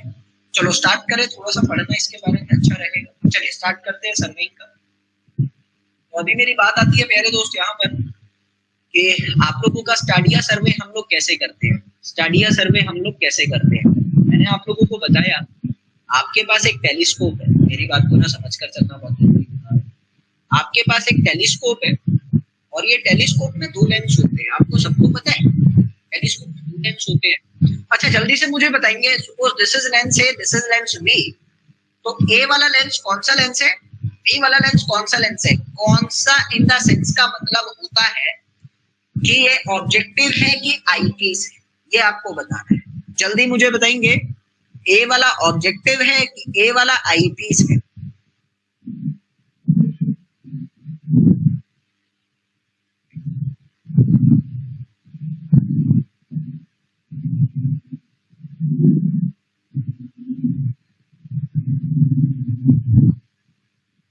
ए वाला ऑब्जेक्टिव है। हाँ देखो क्या होता है, आपको पता है आप इसके सामने एक स्टाफ रख रहे हो, this is your stadia staff. जिस लेंस से आप अपने स्टाफ को देखते हैं वो लेंस आपका होता है ऑब्जेक्टिव। आपको पता है आप इस लेंस से अपने स्टाफ को देख रहे हैं, आप इस लेंस से अपने स्टाफ को देख रहे हैं, so this is called the objective, got it. And जहां पर आपकी इमेज बनती है, जो आपकी आंख के पास होता है, आपकी आंख किधर होगी? आपकी आंख इधर होगी ना, तो ये चीज भी ध्यान रखना, ये है आपकी आंख। अभी बात आती है यहाँ से, this is called the eyepiece. अब एक छोटा सा पॉइंट नोट करके लिख लो जो आपके एग्जाम में पूछ सकता है, और मैंने कई बार देखा भी है पीएसयूज में कि अपर्चर कितना कितना रखा जाता है। अपर्चर ऑफ ऑब्जेक्टिव लेंस कितना होता है? अपर्चर ऑफ ऑब्जेक्टिव लेंस जो होता है वो कितना रखा जाता है, आप लोगों को ये चीज याद रखनी है। जनरली 35 से 45 mm तक रखा जाता है। अब तुम्हारा होमवर्क है, यहाँ से आपका होमवर्क है ये, प्लीज इसको आप लोग गूगल करो, किताबों से पढ़ो, कहीं से भी पढ़ो, कल के लेक्चर में डिस्कस करेंगे, कल रात को है लेक्चर। तो ये आईपीस का अपर्चर कितना होता है, आईपीस का आप लोगों का अपर्चर कितना होता है, ये आपका क्वेश्चन है, ठीक है। अभी जिसको पता है वो अभी मत बोलना, वो बाद में डिस्कस करेंगे। अभी बात आती है यहाँ से कि तुम्हें सबको पता है, suppose I am saying that की centre to the distance of this is b, इसके बीच का अगर डिस्टेंस b है तो इसके पास, हमारे पास क्या फॉर्मूला होता है मेजर करने का? हमारे पास मेजर करने का फॉर्मूला आता है d is equal to ks plus c, where s is equal to में stadia intercept, s is equal to stadia intercept. ये सबको पता होना चाहिए भैया। k is equal to what? k is the multiplying constant, k is equal to multiplying constant, and c is what? c is equals to my additive constant, got it? c is equal to additive constant. concentration here, ये फर्क क्या है भाई? मैंने तुम लोगों को वो कहानी बताई थी, एक होता है मल्टीप्लाई और एक होता है एडिशन। थ्योरी ऑफ एरर्स जब पढ़ाया था तो मैंने बताया था, तुम्हारे मामा किसी कंपनी के वाइस प्रेसिडेंट है और तुम्हारे को वहां पर नौकरी दी जाती है, तो तुम्हारे कर्म तुम्हारे मामा की इमेज पर इफेक्ट डालते हैं।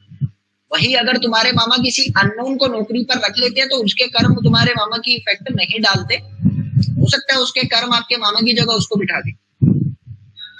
तो ये चीज मैंने बताई थी, प्लीज मुझे बताना क्लियर है ये चीज आप लोगों को?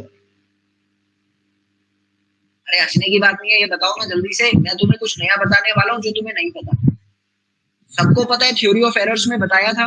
अभी एक चीज आती है यहाँ से, यू कैन से लेडीज एंड जेंटलमैन कि आप लोगों का भाई ये मल्टीप्लाइंग कांस्टेंट और एडिटिव कांस्टेंट बताता क्या है? क्या है? कभी सोचा? नहीं सोचा? अगर तुम लोगों को पता है तो प्लीज मुझे ये बताओ जल्दी से, what do you know by this multiplying constant? अब ये कोई मत कहना कि सर हाँ ये मल्टीप्लाई होता है इसलिए इसको मल्टीप्लाइंग कांस्टेंट कहते हैं। मल्टीप्लाइंग कांस्टेंट का सिग्निफिकेंस क्या है ये बताओ। What is the significance of multiplying constant? The question is that what is the significance of multiplying constant? जल्दी मुझे बताएंगे, तो लिखो।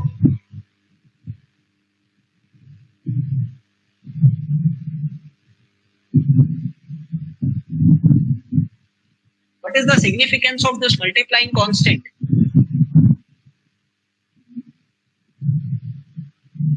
चलो मैं बता देता हूँ। इसका सिग्निफिकेंस क्या होता है? As I have already told you कि आपकी जो इमेज है वो आपके मामा के इफेक्ट करेगी। क्यों करेगी? क्योंकि आप डायरेक्टली उनसे मल्टीप्लाई हो रहे हो, डायरेक्टली उनसे मल्टीप्लाई हो रहे हो, उनके रिश्ते से जुड़ रहे हो। तो सर आपको जनरली निकालना क्या है? You need to find horizontal distance. और ये हॉरिजॉन्टल डिस्टेंस किस पे डिपेंड कर रहा है? ये हॉरिजॉन्टल किस पे डिपेंड कर रहा है? ये आपके स्टार्ट या इंटरसेप्ट पे डिपेंड कर रहा है। कैसे? जरा और कंसेप्ट को क्लियर करो। ये प्रिंसिपल ऑफ सर्वेइंग क्या है? मैंने कहा यहाँ पर कि आप लोगों का ये टेलीस्कोप है, आप लोगों का ये टेलीस्कोप है, यहाँ पर ये स्टाफ रखा, यहाँ पर ये स्टाफ रखा, दो जगह आपने रखा, this is point A and this is point B. आप यहाँ से देख रहे हो, आप मेरी बात को ना समझ कर चलना, जो भी मैं यहाँ पर कह रहा हूँ बड़ी बेहतरीन और कंसेप्चुअल बात कहूंगा। आपको पता है कि this is the stadia intercept, late it B s1, this is the stadia intercept, late it B s2, you can say that this is distance d1 and this is distance d2. Everybody knows that, and I know that कि d1 is greater than d2, sorry d2 is greater than d1, you can say that. एक चीज तो पता है कि d is directly proportional to s, यानी जितना ज्यादा s बढ़ रहा है उतना ज्यादा d भी बढ़ रहा है। बराबर बोल रहे हैं, बराबर बोल रहे हैं ना? सो आप एक चीज तो कह सकते हो, एक चीज तो कह सकते हो यहाँ पर कि जो भी चीज आपके s के साथ मल्टीप्लाई हो रही है वो आपके d पर इफेक्ट कर रही है।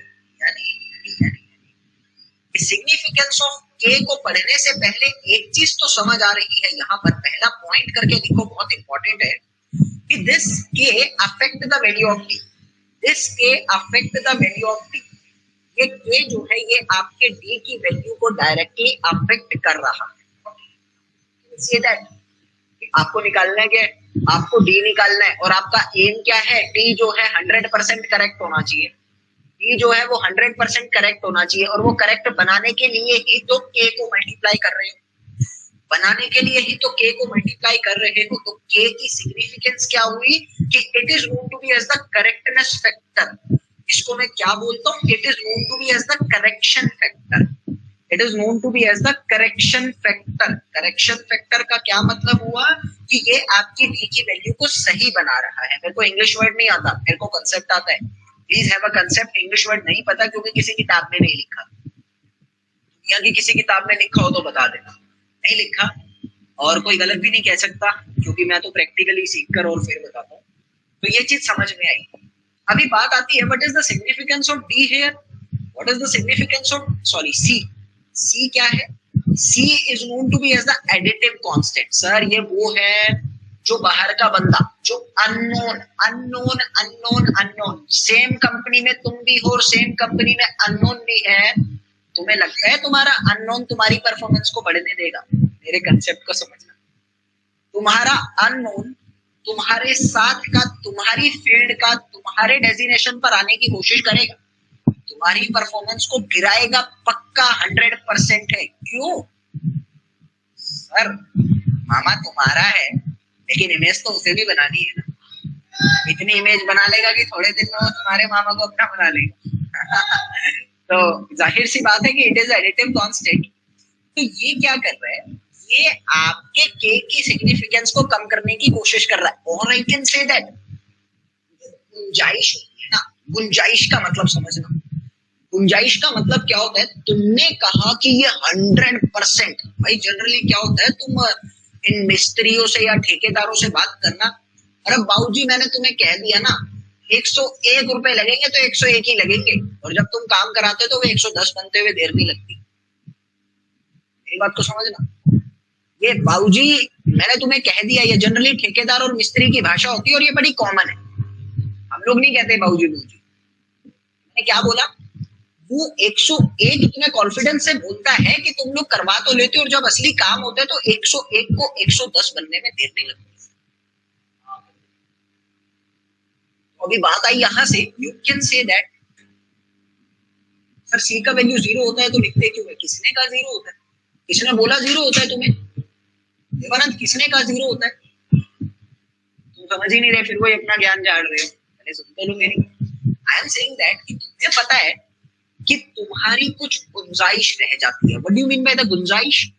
कुछ ऐसा रह जाता है जो बिल्कुल एक्यूरेट नहीं होने देता। तो वो जो बिल्कुल एक्यूरेट नहीं हो पा रहा ना, तो उस कमी को पूरा करता है। पूरा इन द सेंस कि अगर ज्यादा है तो कम और कम है तो ज्यादा। तो आई कैन से दैट कि ये जो सी है that is known to be as the erroneous factor. इसको मैं क्या नाम दे रहा हूँ? इसको मैं एररनियस फैक्टर का नाम दे रहा हूँ। असली में ये जो के है ना, ये के आपको बताता है कि आपकी करेक्शन कितनी है, एक्यूरेसी कितनी है, और ये सी जो है ये आपको बताता है कि आपकी एररनियस चीजें कितनी है, प्रिसाइज कितना है। हम जब करना अगर चीज दिमाग तक पहुंची हो तो कंसेप्ट आपको कहीं नहीं मिलेगा, और ये कंसेप्ट बहुत जरूरी है। एक कॉन्फिडेंस बूस्टअप होता है, एग्जाम में कोई नहीं पूछने वाला, ठीक है। अभी बात आई कि इसकी सिग्निफिकेंस समझ में आई।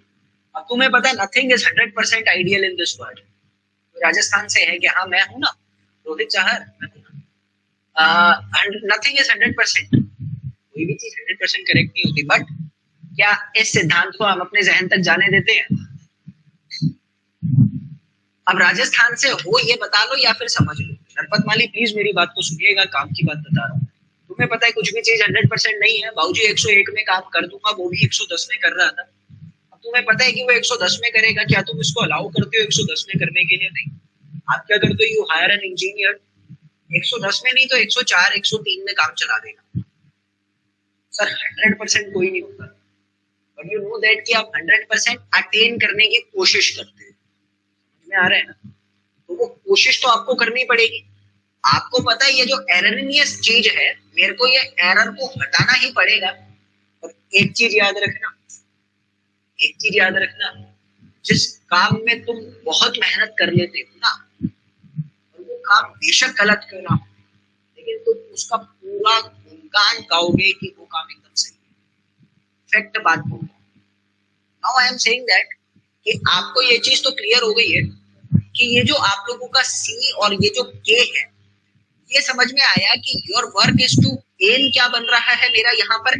एम मेरा ये बन रहा है कि we need to remove this C, we need to remove this C so that, remove this C so that what, so that what, so that हमारी जो डी की मेजरमेंट है 100% एक्यूरेट हो सके।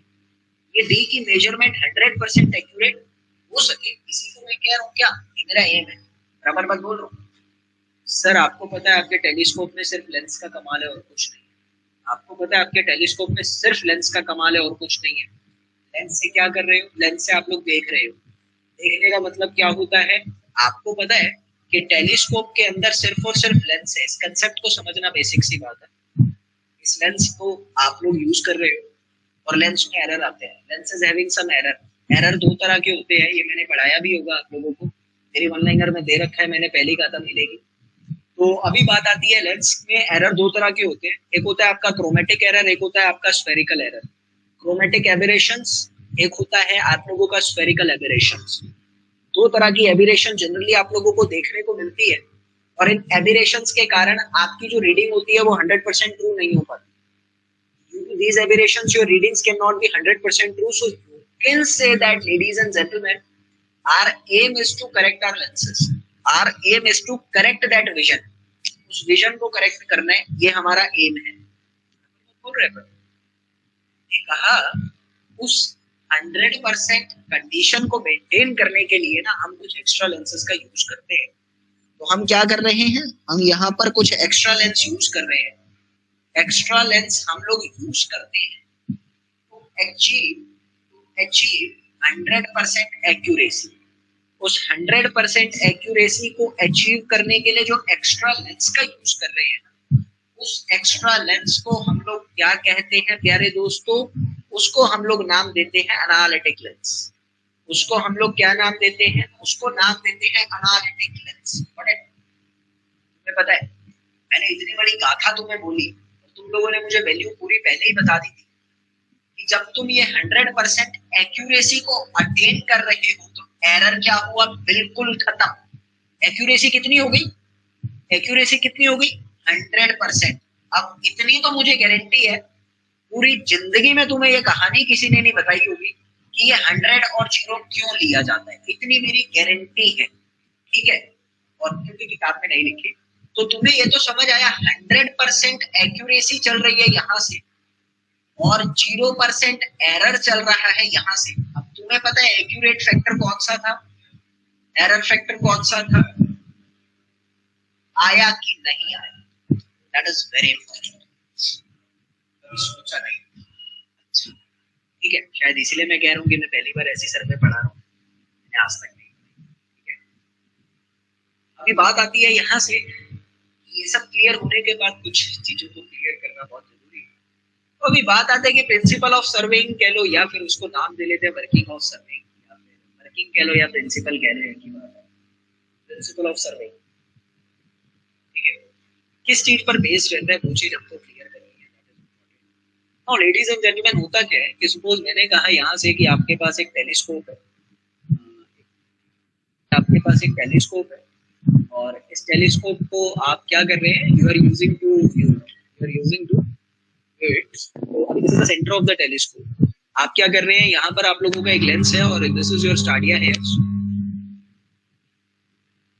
सो लेडीज एंड जेंटलमैन, आप concentration here के करते क्या है, यहाँ से ये आप लोग ऐसे देख रहे हैं, ये यहाँ से ऐसा और यहाँ से ऐसा स्टाडिया इंटरसेप्ट आपने देखा, ऑब्जेक्टिव लेंस है ना ये, और ये आई पीस है। तो आपको पता है आपके ऑब्जेक्टिव लेंस से रे निकलती है, निकलने के बाद ऐसी, और ये वापस आती है, ये वापस आती है, और ये वापस आने के बाद प्यारे दोस्तों आप लोगों की कुछ ऐसे इंटरसेक्ट कर रही है, वापस आ रही है, वापस आने के बाद यहाँ इंटरसेक्ट करी, और आगे जाके ये आपस में अपनी एक इमेज ऐसी बना रही है। So if this is S, this is S, so I can say that this is I, बराबर बात है ना, this is S, this is I। यहाँ से सेंटर से ऑब्जेक्टिव लेंस तक का डिस्टेंस है छोटा डी, और सेंटर से स्टाफ तक का डिस्टेंस है बड़ा डी। ठीक है, मैंने कहा कि आपको एक चीज तो पता है यार, ऑब्जेक्ट से लेकर लेंस से ऑब्जेक्टिव का डिस्टेंस होता है u, और लेंस से इमेज तक का डिस्टेंस होता है v। इतना समझ में आ रहा है कि नहीं आ रहा? इसमें तो मेरे ख्याल में कुछ है नहीं ऐसा समझने के लिए, तो बेसिक्स। अब सबको एक चीज तो पता है, बचपन में एक फॉर्मूला पढ़ा था जिसको हम लोगों ने कहा था लेंस फॉर्मूला, तो मैं वो डेरिवेशन करके दिखा रहा हूँ, जो तुम आज से पहले 20 बार ही पढ़ चुके हो, कुछ नहीं कर रहा। 1 by f is equals to 1 by v minus 1 by u। Now you can say that 1 by f is equals to 1 by v minus 1 by u। How can I resolve it? मैं similarity of triangle लगाता हूँ। I can say that here by using the similarity of triangle, the similarity of triangle, s upon में u is equals to v upon में i। Doubt करेंगे नहीं है करेंगे भैया, s upon में u is equals to v upon i, और I can say that from here कि v is equals to si upon में u। So let it be my equation number 1। I can write it as 1 upon f is equals to 1 upon si upon में u minus 1 upon में ऐसा लिख। So अभी इसको modify करना है मुझे। How will I going to modify it? How will I going to modify it? Can you modify it please? आप लिख सकते हैं जल्दी से मॉडिफाई करके।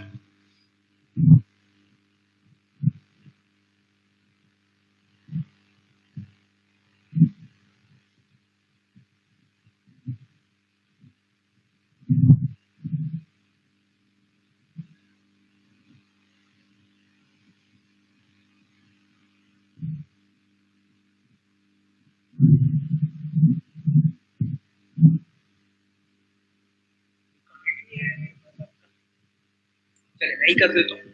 अभी बात आती है यहाँ से s upon oh sorry यहाँ उल्टा हुआ है चीज, आप लोग भी बस लगाए जा रहे हैं कुछ ना कुछ भी, यहाँ उल्टा हुआ s upon u is equal to i upon v। so I can write it as कि s upon ui is equal to 1 by v। यहाँ से ऐसे लिख दो, यहाँ से उल्टा हुआ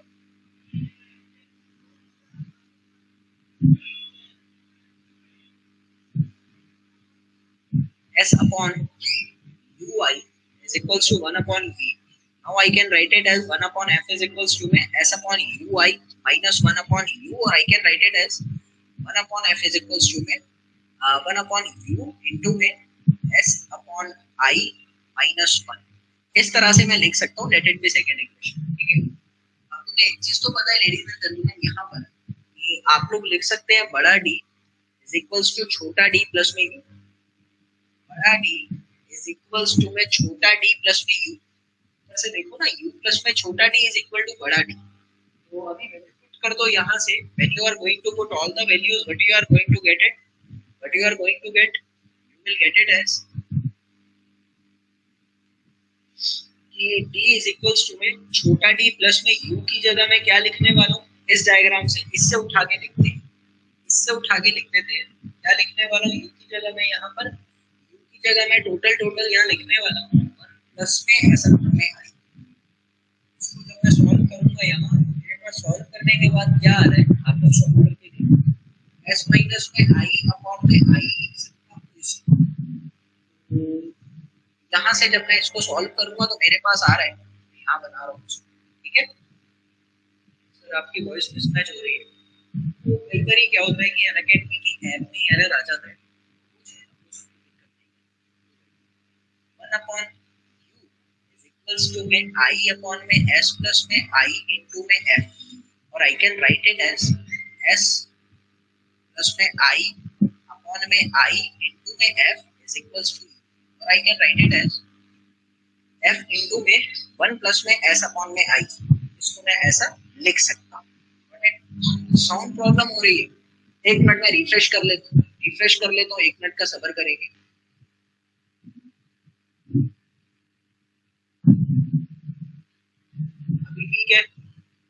अभी ठीक है प्लीज बताएंगे, फिर अपन आगे चल रहे हैं। अभी ठीक है क्या? ओके है, चल अभी बात आती है यहाँ से कि तुम लोगों को क्लियर है d is equal to d plus में f इंटू 1 प्लस में ऐसा कौन आए, मैं इसको लिख सकता हूँ। अब तुमको एक चीज तो क्लियर है कि तुम्हारा जनरल फॉर्मूला क्या था, d is equal to ks plus c। अब तुम्हें ना कुछ ऐसी टर्म में बनाना है जिसके साथ सिर्फ s मल्टीप्लाई हो। मैं इसको ऐसा लिख रहा हूँ, मैं ऊपर वाली इक्वेशन को उठा के ऐसा लिख रहा हूँ नीचे, d is equal to d plus में f प्लस में f इंटू s अपॉन में i। मैं इसको ऐसा लिख सकता हूँ, d is equal to f upon i into में s प्लस में d प्लस में f, ऐसा लिख सकता हूँ ना। अब इक्वेशन को कंपेयर करो, अगर मैं इस इक्वेशन को और इस इक्वेशन को कंपेयर करता हूँ तो मैं यहाँ से लिख सकता हूँ कि k is equal to f upon i, k is equal to f upon i और c is equal to f plus d है। अब तुम लोगों को एक और फॉर्मूला पता होना चाहिए यहाँ से कि आप लोगों के टोटल प्यारे दोस्तों,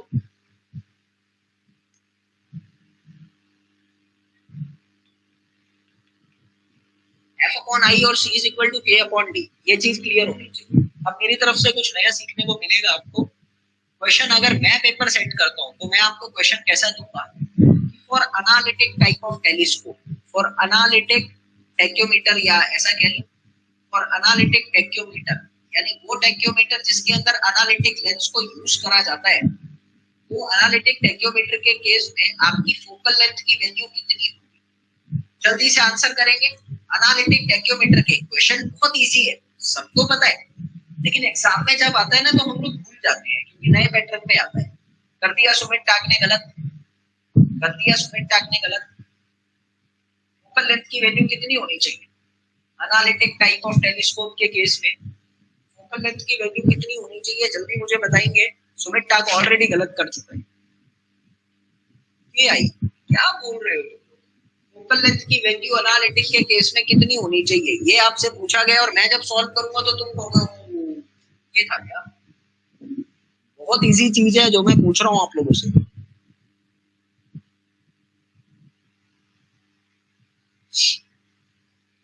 अरे आप लोगों को इतना तो पता है ना यार, सी का वैल्यू 0 होता है, सबको पता है सी का वैल्यू 0 होता है, तो एफ का वैल्यू माइनस डी करूंगा जब भी तो 0 होएगा। क्या कर रहे हो आप लोग, क्या क्लियर है?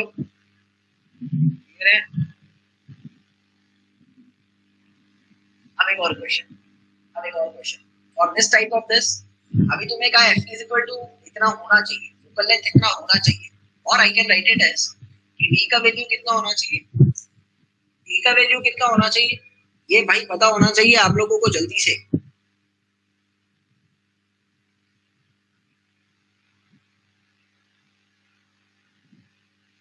डी का वैल्यू कितना होना चाहिए, माइनस एफ। क्या लिख रहे हो आप लोग,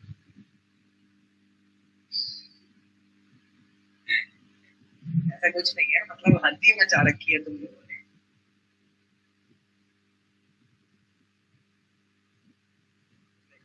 अभी तुम्हें पता है यार, यहाँ से मैं अपने डी का वैल्यू निकालता हूँ, कैसे निकालूंगा? एफ इज इक्वल्स टू, मैं लिख सकता हूँ यहाँ पर, लिख F is equals to what? F is equals to 100 times K I, F is equals to 100 times K I, right? तुम्हें पता है F is equals to minus D है, so I can write it as d is equal to minus 100 into ki। तो ये चीज मैं पूछ रहा था, यहाँ कुछ लिखा है क्या? मतलब d is equal to minus f, f is equal to minus d।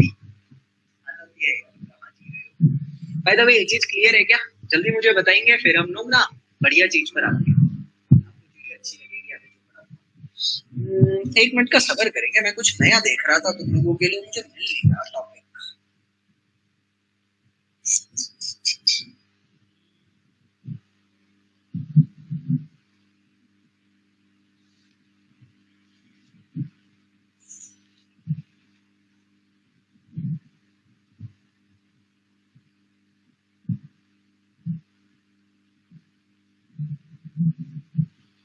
एक मिनट,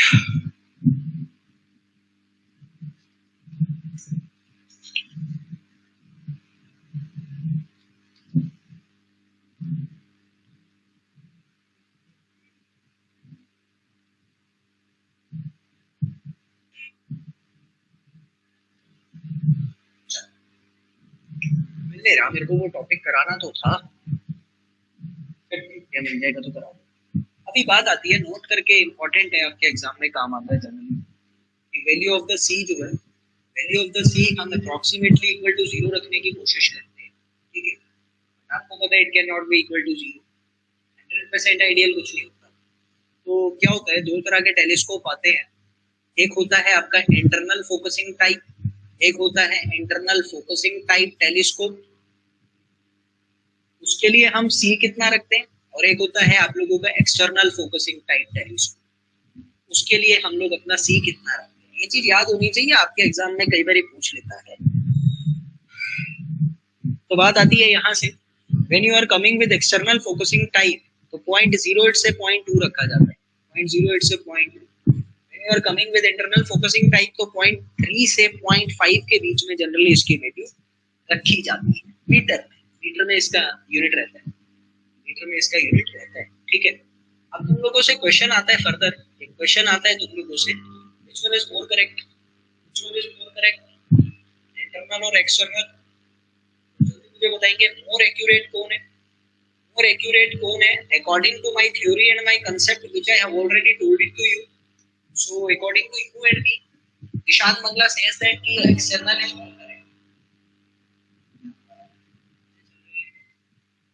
आपको बताया था जिसके अंदर एररनियस चीजें ज्यादा है, एररनियस चीजें ज्यादा है, करेक्ट नहीं हो सकता। तो मेरी बात को समझना यार, जिसे तुम करेक्ट करने की कोशिश कर रहे हो, करेक्ट नहीं, तो पहले से करेक्ट होता है ना, वो करेक्ट माना जाता है। सो मेरे अकॉर्डिंग ज्यादा एक्यूरेट वो है जिसमें एरर कम है, एरर जिसमें कम है तो करेक्शन भी कम है। तो कौन से वाला करेक्शन कम आ रहा है? मेरे अकॉर्डिंग एक्सटर्नल ज्यादा एक्यूरेट रहता है। तो मंगला साहब ने थोड़ा सा दिमाग लगाया, आई होप क्लियर होनी चाहिए। अब यहाँ पर ना कुछ केसेस निकल कर आते हैं, वो केसेस हम लोग सॉल्व करते हैं, काम आएगा हमारे केसेस। कैसे केसेस है? पहली बात तो आती है कि how do you measure with the help of this. तो अभी लिखते हैं मेजरमेंट बाय टेक्योमीटर, अभी लिखते हैं यहाँ से मेजरमेंट बाय टेक्योमीटर। तो साहब का करण जौहर वाला चश्मा है ना, ये सूट कर रहे हैं, मतलब अच्छा लग रहा है। तो अभी बात आती है यहाँ पर मेजरमेंट बाय टेक्योमीटर। अभी बात आती है कैसे करते हैं। देखो दो कंडीशंस आती है। पहला कंडीशन मैं कहता हूँ कि when the staff is held vertically, case 1 में मैं आपको कह रहा हूँ when staff is held vertically, staff held vertically, staff जो है वो बिल्कुल सीधा रखा गया है। इसमें भी दो केस आते हैं, एक केस आता है एंगल ऑफ एलिवेशन, एक केस आता है एंगल ऑफ इंक्लिनेशन। तो हम यहाँ पर पहला केस लेकर चलेंगे, क्या? एंगल ऑफ एलिवेशन का। तो अभी इस चीज को क्लियर करना, थोड़ा सा डायग्राम में प्रॉब्लम आ सकती है, लेकिन कंसेप्ट क्लियर होना चाहिए। आई एम सेइंग दैट कि there is the hill, there is the hill and you are measuring the distance with the help of what? Setting up your tacheometer here, आपका staff जो है ऐसे है, बिल्कुल सीधा स्टाफ है, वर्टिकली। आप जब अपने टैक्योमीटर से इस स्टाफ को देखेंगे तो आपको पता है आपकी रीडिंग इंटरसेप्ट होगी, आपकी रीडिंग यहाँ पर इंटरसेप्ट होगी। ये जो इंटरसेप्ट आया late it B S, but एक चीज क्लियर करना, आपने पिछला डायग्राम जो देखा था, पिछले डायग्राम में लाइन ऑफ साइट के ठीक परपेंडिकुलर स्टाफ रखा था, लाइन ऑफ साइट के ठीक परपेंडिकुलर स्टाफ था। लेकिन यहाँ आप देखेंगे आपकी लाइन ऑफ साइट के परपेंडिकुलर नहीं है स्टाफ। अगर आप लोगों का स्टाफ ऐसा रखा होता ना, तो मैं कहता कि that is the perpendicular to the line of sight, but actually it is not, perpendicular. So you need to make it perpendicular, or you will have to apply some technical equations over here. मैंने कहा प्यारे दोस्त, आपको पता है कि आपके generally 3 years होते हैं, ये पहला एयर, ये दूसरा एयर, और बीच से एक और एयर निकल कर जाता है, और जो आप डिस्टेंस और एंगल मेजर करते हो वो सेंट्रल हेयर का लेते हो। This is theta, then this will also be theta। ये पता है तुम लोगों को, ये कंसेप्ट पता है तुम लोगों को। अगर ये थीटा है ना, इनके बीच के परपेंडिकुलर्स का एंगल भी थीटा होगा। अगर ये थीटा है तो वो भी थीटा होगा, ठीक है। तो एक चीज तो पता है यार, अगर ये तुम्हारा, मेरी बात को ना समझ कर चलना, इसके बीच का ये हॉरिजॉन्टल डिस्टेंस कुछ ऐसा और वर्टिकल डिस्टेंस कुछ ऐसा,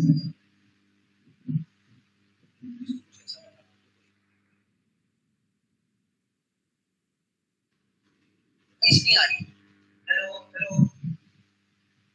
हेलो, आवाज आ रही है कि नहीं आ रही?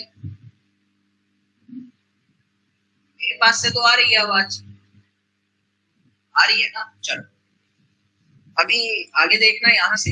आई एम सेइंग दैट कि आपको पता है दिस इज योर एस, और ये डिस्टेंस जो है दूसरे मार्कर से, this distance is horizontal and this distance is the vertical distance of this. I'm saying that how will you find the horizontal and vertical distance? You can say, ladies and gentlemen, let this horizontal distance be chota h and this vertical distance be chota b. I can say that this chota h is equals to what? Is equal to s sin theta, and this chota b is equal to s cos theta. यहाँ तक अगर clear हो रहा है ना, एक बार yes लिखो, क्योंकि मुझे आगे जो चलना है तो प्रॉब्लम होने वाली है। I need yes from everybody.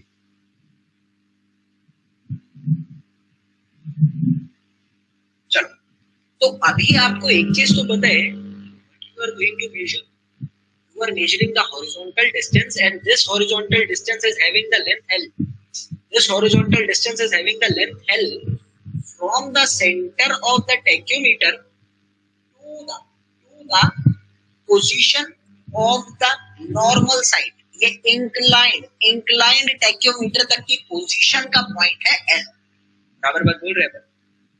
कहा L तुमको पता है क्या है? नहीं पता, ये तुमको निकालना है, तुम्हें निकालना है। अब एक चीज और क्लियर करना, according to the measurement तुम्हें पता था कि तुम जो हॉरिजॉन्टली नापते हो, हॉरिजॉन्टल मतलब जो ये सेंट्रल साइड जा रही है, इस सेंट्रल साइड की डायरेक्शन में चलता था आपका हॉरिजॉन्टल डिस्टेंस, इस सेंट्रल साइड की डायरेक्शन में चलता था।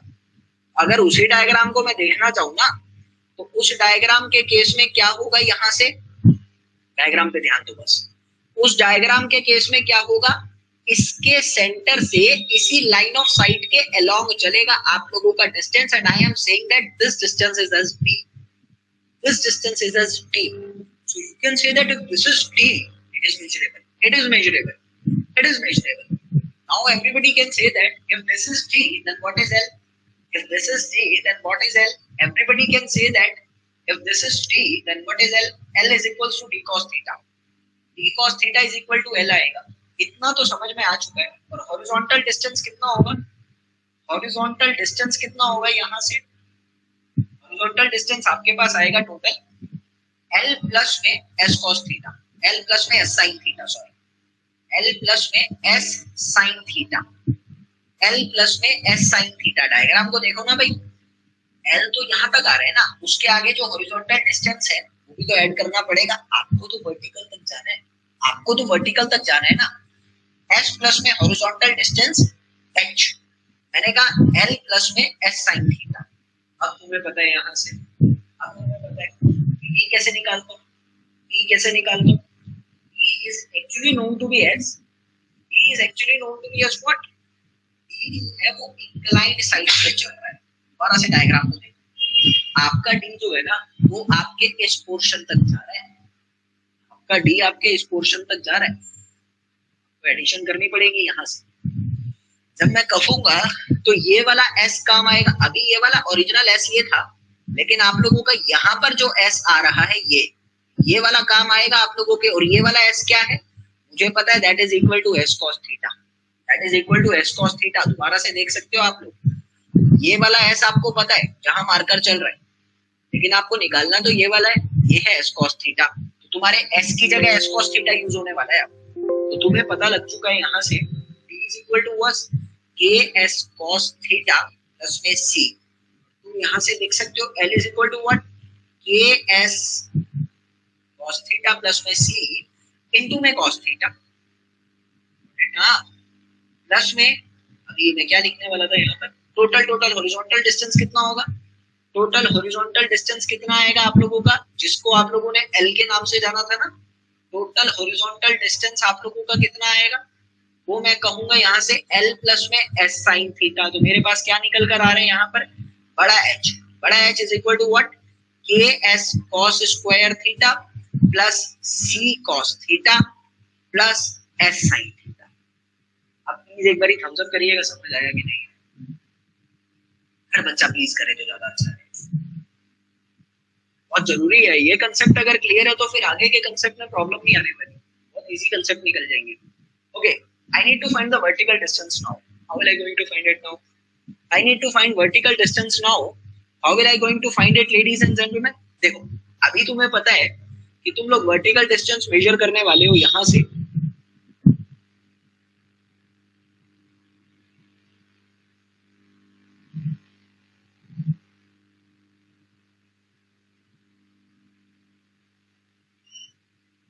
Vertical distance. वर्टिकल डिस्टेंस के लिए मैं क्या लिख सकता हूँ, मैं यहाँ से लिख सकता हूँ वर्टिकल डिस्टेंस के लिए v बड़ा v is equals to what, बड़ा v इज इक्वल्स टू यहाँ से ये सेंटर से ये डिस्टेंस आ रहा है मेरे पास टोटल, इसको मैं लिखने वाला हूँ this is d cos theta, this will be equal to d sin theta ना। बड़ा v is equal to d sin theta plus आपको एक चीज तो पता है s cos थीटा लिख सकता हूँ कि नहीं भाई, d sin थीटा जो है ना, ये d sin थीटा ये आपके सेंट्रल तक जा रहा है, ये d sin थीटा जो है ये यहाँ तक जा रहा है आप लोगों के सेंट्रल पोजीशन तक, बट आपको तो टॉप पे जाना है। तो आपने क्या करा, s cos थीटा जो वर्टिकल पोर्शन था वो ऐड कर दिया यहाँ से। तो मैंने टोटल सॉल्व करना है और मेरे पास क्या आ रहा है सॉल्व करने के बाद, e बोले तो what, ks cos theta plus में c इनटू sin थीटा। या तो आप ऐसा कर सकते हो, इसमें अगर s cos थीटा ऐड नहीं कर रहे हो तो भी काम चलेगा, ये रहने दो। d is equal to central position तक निकालना है ना, सेंट्रल तक तो जा ही रहा हूं, तो मैं यहाँ से इसको ऐसा लिख सकता हूँ प्यारे दोस्तों, that is equal to what, that is equal to ks cos theta sin theta बोले तो ks sin 2 थीटा अपॉन में 2 प्लस में c sin theta, got it ना। तो ये चीज भी आप लोग निकाल सकते हैं, दैट इज द कांसेप्ट। अब क्वेश्चन कैसे आता है एग्जाम में, तुम लोगों को कांसेप्ट सॉल्व करने के लिए थोड़ी आएगा, एग्जाम के अंदर इतना बड़ा कांसेप्ट सॉल्व करने के लिए थोड़ी आएगा, क्वेश्चन आता है फॉर्मूलों पे। एग्जाम में जो क्वेश्चन आता है प्यारे दोस्त, क्वेश्चन आता है आप लोगों का फॉर्मूला बेसिस, निकालना होता है, क्लियर है ना। यस या नो जल्दी लिखेंगे, क्लियर होनी चाहिए चीजें तो ही मजा आएगा। और रात को 9 बजे जरूर आना, ऑल इंडिया लाइव टेस्ट तो नहीं कहूंगा, बस SSC JEE full length test है। विनर को सर्वे की वन लाइनर मिलेगी, तो सिर्फ विनर को ही मिलेगी, तुम लोगों को नहीं मिलेगी अगर तुम नहीं आओगे, ठीक है। नीट के स्टूडेंट को कोशिश करना आना, मजा आएगा। अब एक और बात आती है यहाँ से, दूसरा मेरे पास केस आता है इसके बाद कि आप लोगों को बोला गया है प्यारे दोस्तों, अभी आप लोग इंक्लाइंड लाइन ऑफ साइट रख रहे हो, अभी आप लोग इंक्लाइंड लाइन ऑफ साइट रख रहे हैं। दूसरा केस, मैं डिप्रेशन का केस आज नहीं करा रहा, मैं डिप्रेशन का केस नेक्स्ट क्लास में कराऊंगा। क्यों? पहले इस पे फेमिलियरशिप बना लो ना, ये कॉन्फिडेंस आ जाए, फिर डिप्रेशन पे चल लेंगे, ताकि वो तो 2 मिनट में निकल जाएगा। अगर इस पे कॉन्फिडेंस आ गया वो तो निकल जाएगा। तो आपके पास केस 2 आता है, when staff head inclined, when staff head inclined and, मैं कह रहा हूं staff head inclined and normal to the line of sight. Normal to line of site,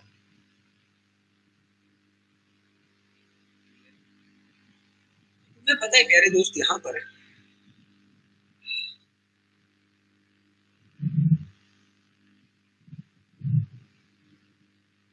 क्या आप लोगों का इंस्ट्रूमेंट हुआ यहाँ से, यहाँ पर स्टाफ अभी तुम लोगों ने ऐसा ही रख रखा है। जब आप लोग इसको देख रहे हो वैसे, तो देखने के बाद आप लोगों का टोटल एस रीडिंग पे चल रहा है। एस रीडिंग पे जाने के बाद प्यारे दोस्तों होगा क्या, यहाँ से it is making an horizontal angle theta with respect to horizontal. अगर ये रीडिंग इंक्लाइंड जो है ये मेरे पास p है, मैं लिख सकता हूँ कि हॉरिजॉन्टल डिस्टेंस कितना आएगा मेरे पास, horizontal distance l is equal to v cos theta. मैं यहाँ से लिख सकता हूँ ks प्लस में c इनटू में cos theta. if I need to find the vertical distance v, that is equal to d sin theta. यानी आप लोग क्या लिखने वाले हैं, ks प्लस में c इनटू में sin थीटा, है ना। इक्वल बात है, कोई डाउट ही नहीं है, ये सब तो बेसिक सी चीजें हैं। ठीक है, अभी क्वेश्चन पता है कैसे पूछता है, कई बार क्वेश्चन आप लोगों से कहता है टू फाइंड, चलो क्वेश्चन की फॉर्म में लिखवा दो, 2 मिनट का सब्र करो, क्वेश्चन करते हैं। इतना ये चीज आप लोग अपने दिमाग में बसा लीजिए तो अच्छा रहेगा।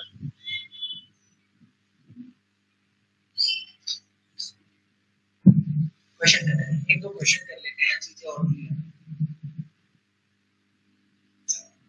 अभी बात आती है यहाँ से,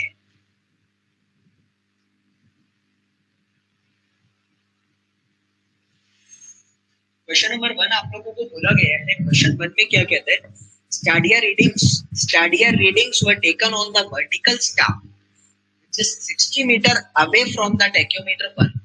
स्टाडिया रीडिंग्स आपको गिवन है 1.28, स्टाडिया रीडिंग आपको गिवन है 1.785, ठीक है मीटर। आपको बोला गया है टोटल जो डिस्टेंस है d का वैल्यू जो है वो आपको बोला गया है 60 metre away. Question is saying to you that the lens which we are using is having the focal length of 30 centimeter and distance between objective lens and vertical axis of the tachymeter is 20 centimeter. So, आपको बोला गया है यहाँ से कि we need to find stadia interval। आपको question में बोला गया we need to find stadia interval, we need to find stadia interval। stadia interval कितना होगा, फर्क आता है यहाँ से,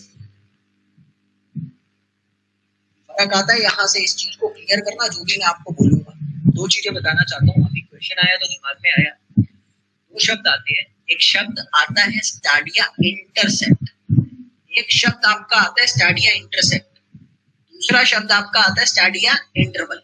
अब ये क्या होता है, बहुत लंबी चौड़ी गाथा है नहीं, बस इतना ही बताऊंगा कि आप लोगों ने एस के बारे में पढ़ा, आप लोगों ने आई के बारे में पढ़ा, पढ़ा ना, डायग्राम में मैंने आप लोगों को पढ़ाया था एस और आई के बारे में, मैं दिखा भी देता हूँ, एक मिनट। ये आपने पढ़ा था एस क्या था, एस था आप लोगों का ये, और आई था आप लोगों का ये जो इमेज बन रहा था। Image is called interval, S on the intercept on the staff, that is the S. तुम्हें निकालना क्या है, तुम लोगों को क्वेश्चन के अंदर बोला गया है कि you need to find stadia interval, यानी you need to find the value of I, right ना। सो अभी मेरी बात आती है यहाँ से, क्वेश्चन में आपको दिया क्या है, आपको गिवन है डी, आपको गिवन है एफ, आपको गिवन है यू, आपको गिवन है आई। सर एक चीज तो समझ में आती है, इन दोनों की मदद से पहले लिख लेता हूँ एस क्या, मैं लिख सकता हूँ 1.785 में से 1.28 माइनस कर देता हूँ मैं यहाँ से, तो मेरे पास टोटल एस का वैल्यू आ जाएगा, और एस का वैल्यू कितना आ रहा है 0.505, यानी एस भी पता है, एस भी पता है। आपको कुछ फॉर्मूले मुझे पता है, मैं वो लगा देता हूँ पहले ही। के का वैल्यू मेरा होता था यहाँ से, के का वैल्यू मेरा यहाँ से क्या होता था, के का वैल्यू मेरे पास होता था एफ अपॉन आई, और सी का वैल्यू मेरे पास क्या होता था, सी का वैल्यू मेरे पास होता था F plus T. I know the value of F, what is 30, T 20, direct मैं लिख रहा हूँ 50 और 0.5। इसके बाद मेरे पास एक और फॉर्मूला मुझे आता है काम में, D is equal to KS plus में C। अब सर यहाँ से ना मुझे D पता है, मुझे S पता है, मुझे C पता है, मुझे K नहीं पता। कहा D कितना था, D था मेरे पास 60 मीटर अवे, ये मुझे नहीं पता, and I know that it's value is F upon I। S मुझे पता है 0.505, ये मुझे पता है 0.5 मीटर। सर F कितना है 30, मैं डायरेक्टली लिख देता हूँ that is 0.3। I get the value of I as 2.55. Are you getting the question? This is very easy question and I hope so. सो उम्मीद मेरे प्यारे दोस्तों आपको मेरा इंजीनियरिंग सर्वेइंग इंजीनियरिंग का लेक्चर नंबर 11 अच्छा लगा होगा। जो भी मैंने पढ़ाने की कोशिश करी है वो आप लोगों को अच्छे से समझ में आया होगा, और इसी तरह के लेक्चर्स पढ़ने के लिए, कंटेंट गैदर करने के लिए, नॉलेज गेन करने के लिए मेरे साथ जुड़े रहिए। YouTube पर टोटली फ्री ऑफ कॉस्ट में बच्चों को पढ़ाता हूँ, थोड़ा सा समय लग जाता है, लेकिन जो कंटेंट प्रोवाइड करता हूँ वो मेरी कोशिश रहती है मस्त प्रोवाइड करूँ, क्योंकि हर बच्चे को पढ़ने का हक है, यही मेरा एक एम है, और हर बच्चे को पढ़ाने की कोशिश करता हूँ, और मुझे उम्मीद है कोशिशें कामयाब होती हैं। ठीक है, तो एक छोटी सी बात और बताना चाहूंगा जाते जाते, इस कोड के बारे में जरूर याद रखना, एनजी लाइफ मुझसे जुड़ने का अनअकैडमी प्लस कोर्स में एक कोड है एनजी लाइफ। ठीक है, बाकी चीजें आप जानते हैं। So thank you for continuously watching me in this lecture. जय हिंद, जय भारत प्यारे दोस्तों। चलते हैं इसी तरह लेक्चर पढ़ने के लिए, सीखने के लिए मेरे साथ जुड़े रहिए। चैनल को सब्सक्राइब कर लीजिए, वीडियो को शेयर जरूर करना, लाइक करना अगर पसंद आए तो। ठीक है, तो अभी के लिए जय हिंद, जय भारत। आप सभी का शुक्रिया, मेरे साथ बने और सीखे, और देश को एक हीरा तराश रहा हूं मैं, और उस हीरा तराशने में आप मेरी मदद करेंगे, ये चीज का मुझे पूरी उम्मीद है। सो जय हिंद।